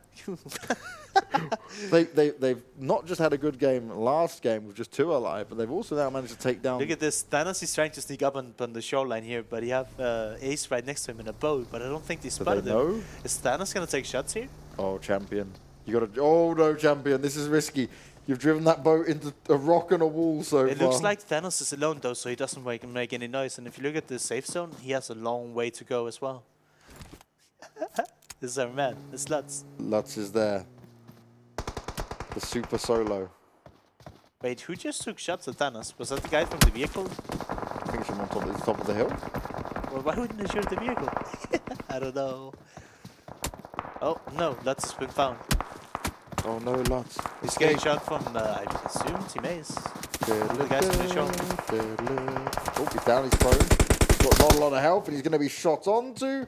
And Erangel will finally take him down. He was a huge nuisance to them. And he managed to put his team into that top 9 position. As Thanos, he's just waiting. He doesn't want to hit that trigger. Should have the information that that guy's a solo since he only sees 1. So expect him to shoot. Kuma getting up on the scoreboards again, this time onto FTP. But also Epic are close by. So this could be a fight waiting to happen. I like this. Epic almost in the circle. They're probably going to be good for maybe 1 more. Thanos trying to creep his way in. That could be a real pain for a lot of teams here because he's not being focused on. He's taking a few shots at him so the people are aware of where he is, but he's constantly moving around here and big ease. Goes in for the kill, gets the finish, knows where Munchies is, hiding behind that tree. Is he going to try and flush him out? Just waiting, using that 3rd-person position to his advantage, but the kill gets taken away by his teammate, and they'll be happy with that. They get to live to fight another day. One thing I've been really surprised by is we haven't seen anyone put a big focus on the 9 people crossing the water. So Ace has been able to get old people across safely from the south side. That's really uncommon, in my opinion. When you see waters in, you want to deny people swimming over that. It's a lot of placement points you can pick up from that. But these guys somehow managed to get it safely. I assume they just killed everybody from the south side and then swam over since nobody was looking that way. And look at that. Erangel somehow still staying alive. Kuma, they're starting to show some signs of life. They've had really good circles. M19 trying to snake. It's not looking great for Thanos right now, and he's down to just bandages. Oh no, shots coming out towards him. Thanos playing the ducking and diving game. Needs to try and find himself some cover. He's got that trees just in front of him. He might be able to at least sit behind for a little while, but he's still not in the circle. He's going to apply the bandages, get himself med back up. And would you look at that? Welcome to the lobby, straight center of the zone, and they have a really powerful compound. It's like so many times you hear, I think the most common question here from people, play unknown battlegrounds. It's just random, right? When you play a tournament, it's just random who wins. Well, we can clearly show here, it's the same teams doing good over and over again. And the team, they're doing fantastic. They got, I don't want to say 6 highest placement. There was that one Miramar game where they might have gotten around the same placement. But they have not done as well as I expected today. Avenger, they have a tough rotate into here. As you see, Ace is holding onto them. And if they peek over the hill, welcome to the lobby will flush them out. As you see, welcome to the lobby takes down PGR. Tough road here for Erangel, but they're in the top 5. Top 5 is good points. If you can consistently get in the top 5, which we believe their worst placement today was number 6, right? 6, yeah, I think for Erangel that was That's an amazing job from them. Erangel always getting themselves into the thick of things here. Did you see how fast he snapped that guy from a couple hundred meters? What are those shots? I think I'd like him to teach me. Yes. I'm down to learn how to fire like that. Especially on mobile when it comes down to it. Now, 5 teams remain, 15 players left alive. Kuma's still up with 4 players. They stuck 4 players together here. So they went for the 1-1-1-1. Then they went for the 2-2. Then went for the 3-1. And now we've done the 4 teams. Maybe we get a win, potentially. Still a lot of time. Avenir gets taken out in 5th place. And we just see welcome to the lobby. Cleaning up nicely. Taking down... Is that Olaves? That's Olaves getting picked up by welcome to the lobby.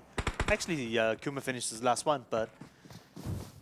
Welcome to the lobby, sitting strong. And we see Kuma, some signs of life. I told them, I want to see them play more aggressive, go for the kills. They've shown up this game. It's almost as if they listen to us, James. You said the 3-1, and I said, I want to see them be more aggressive and don't be afraid to take fights. Look at that. Secretly, no fear from these guys. They're just walking straight into the compound right now. Secretly, we are Kuma. And we're playing while commentating. Don't tell them, James. 2 devices each. You know we see the map, right? We can't say that aloud. But all jokes aside, they've got welcome to a lobby very close to them. Eclipse is trying to slowly crawl away. If he can survive this, that'd be insane. Kuma just letting him get out. Look at Epic. They won the game. What do you think? The Epic is in such a good spot. They were pinned down here 3 circles ago under so much pressure, and now they can just, like, you see Epic leader and pick forward. They've taken control of the entire zone. That's huge as well from Epic, right? You just said about them being pinned down there for so long. They had to put smokes down. They were looking for cover. They had the vehicles to protect them. But they had so many teams shooting on. I think at least 2 teams were shooting on them at one point. Now, they're actually in a position where they've got the best position here. Well, that's what I said. If you have a few vehicles, you place down a few smokes, you can make your own cover. And then all of a sudden, you know it, you're in the best spot. I mean, this is maybe an extreme case, but using utility and vehicles can get you so far. And you see Epic now. They're in a fantastic spot. So if you're Kuma space here, do you think like, okay, we need to clear this compound and try to get one higher placement, or do you just wait it out? You have to wait it out. Now they're in the pounce. Epic starts to shoot onto him. Welcome to the lobby, taking some damage, lose 1 player straight off the bat here. Epic ready and waiting, and Kuma, how are they going to react to this? Sucket's starting to work his way around on a flank. And this could be huge. This flank could be very beneficial because he can potentially pick up the downed player. He doesn't see him in the smoke. But also the scary thing is Epic is playing really well, actually. Kuma get the first kill onto Epic. It's a straight trade out though. Leaders found 1. Can they get any nades over? That's 2 knocked players here. Sucket's on his way over. They've heard him. Spraying it out. Can he make it work? No, he doesn't. Leader able to get it, but Tron backing him up as well. And Kuma ever so slowly falling apart here. And I believe the last player from Welcome to the Lobby is in the blue, right? He's just blue healing in that 1-story between the garage house and the 3-story? Yeah, he is. Potentially denying a kill here. I mean, Welcome to the Lobby. They're one of the highest ranked teams right now. I think it's not the most exciting, but you deny the kill point. You don't want to give another team like Epic, who's also in the top, any more points than they already have when you're fighting for one of the 2 spots. So I think we can congratulate. I mean, just holding on. But, I mean, look at them. They got 2nd place. They have 11 kills. Yep. He doesn't have any more first hits now. And Epic takes their first win. Very nice there from Epic, who were in 5th place before we went into this game. And they had a very tough spot to hold there. We kept mentioning it because it looked like it was doom and gloom for Epic. Yeah. And they managed to secure 9 kills, I believe it is. And Welcome to the Lobby, like we said, had 11. Really good games. But one thing that's really surprising to me is honestly the consistency of some of these teams. Yeah. I mean, Be My Loot, it's like go big or go home with 2 wins and 2... Okay placements, yeah. And then we have teams like Welcome to the Lobby, Epic, and... Erangel. Exactly. They're always like close to the top 5, it's not in the top 5. So this is a really good group for me. And Kuma got increasingly better. I know we joked around about them, how they were splitting on the way they were playing it. Let's just, maybe they have played together for a long time. We don't know the story. And maybe they're like, hey, Erangel? Yeah, we played that for months. We know that. Miramar? Yeah, it's not too bad. And then Vikendi, they maybe just haven't practiced as much. Yeah.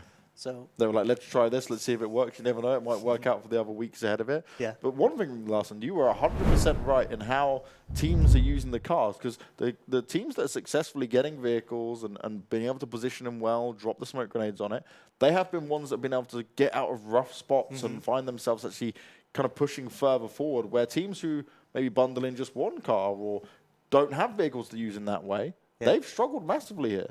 Besides BLL, they're the only one that just like, the overconfidence invitation where they just send 4 guys, 1 car and smash it. I mean, if it works, but I don't recommend it. More often than not, it's not the most consistent way to go. I mean, maybe if they're just that good that they can fight everyone they meet on the way, sure, but I agree. if you want to see high consistency, you need to bring the vehicles, use the utility as best as you can. And I just know from personal experience, the vehicles, if you just have a little bit of cover, you can make it work so much more, especially in Erangel, where it's easy to bring vehicles around with you. On some of the other maps, it's really hard to do, but that's just my 2 cents.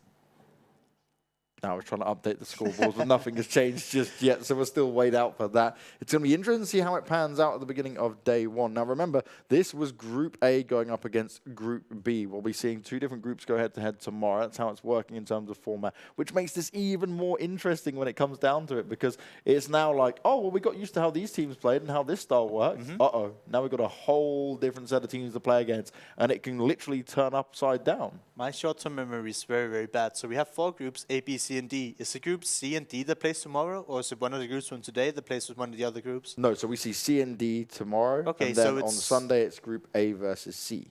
Okay, so we see 2 completely new teams tomorrow that we have no idea what we're doing. Probably a lot like today, but where people are trying to find their foothold. Yes. And when we get to the 3rd day on Sunday, that's when we get to see Group A, who we've seen today, go up against Group C, which means we'll have a lot of information to play off and see how those 2 styles will will they complement each other? Will it be hectic and crazy? Will they have to give up space? Yeah, and if people up to, they can look back at the map and see these teams landed here, and maybe they're like, hey, we're afraid of this team, so we should avoid this area. So we might see some teams land somewhere tomorrow and then change it up for Sunday. Yeah, easily. And that's what it's about, right? I think some of the teams that are going to do very well here are the ones that decide, well, wait a second. We didn't do well here, but let's go watch the game back. Let's go watch the stream. Let's see what some of the other teams did. How can we work that into our game style? How can we counter that? That's a huge part of it, to try. When you have like such long tournaments, you really have to get back the games and then realize what you're doing wrong. Yeah. And like, you can't fix all your mistakes, but maybe you should look at some of the easiest ones to do. And I mean, if you can get a free spot to loot instead of spending 5 minutes, 10 minutes fighting someone, that's a pretty good sign. Yeah, and that's it. And I think one thing I want to see teams try and avoid throughout the rest of this is this early fights where they're literally, you're not in the circle. Yeah. You're fighting for no reason. The kill points aren't that big that you're going to be like, yeah, I really need these kill points right now. It's like just a scary position for both teams. No one wins. But I think like the only reason that makes sense in my head is like, you said pride. Maybe they're like, hey, I mean, personally, I've had a history to say, hey, if you come to South Georgia, I'm going to kill you. And that's just it. And maybe it's a pride thing. Maybe they're like, hey, this is my territory. Could be their territory. We'll find out over these next few weeks. Larson, it has been a pleasure, but we are done for day 1. What would you say as one word to sum it all up? I don't know. This man already. I will say that it was just crazy because start to finish, we didn't know how it was going to pan out. We knew a few of the team names, at least by organization and what they could do, but it was action-packed. Be My Loot showed the consistency with it. There are teams there that certainly are a bit more well-versed than others, but there are players and individuals such as Lutz that we pointed out who can have these moments where he's got no other teammates around him but can still do all the damage. Yep. It's crazy wide. And we're only at day 1. Guys, we'll be back tomorrow the same time as always. You get to start with us at 9 p.m. CEST. And we will see you guys tomorrow for another crazy group. Do you play PUBG Mobile? Maybe you never run out of stamina. Maybe you're always aware of your surroundings. Maybe you're an amazing cook with the pan.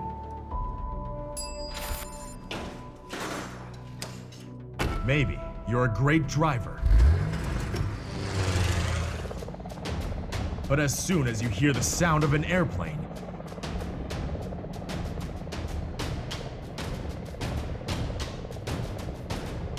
you get into the zone. In PUBG Mobile, you all come from different walks in life.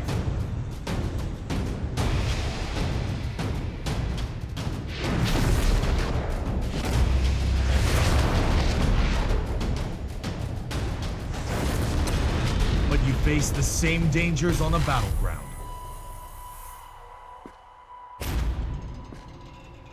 And you become friends. You work together to overcome the obstacles. This is PUBG Mobile. There's a #1 in all of us. Welcome to the PUBG Mobile first anniversary party.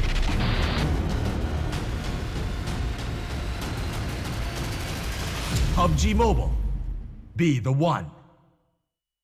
1 year ago today, PUBG Mobile went online in over 200 countries. On the 1 year anniversary of the game, we're here with you to witness the honor and the glory.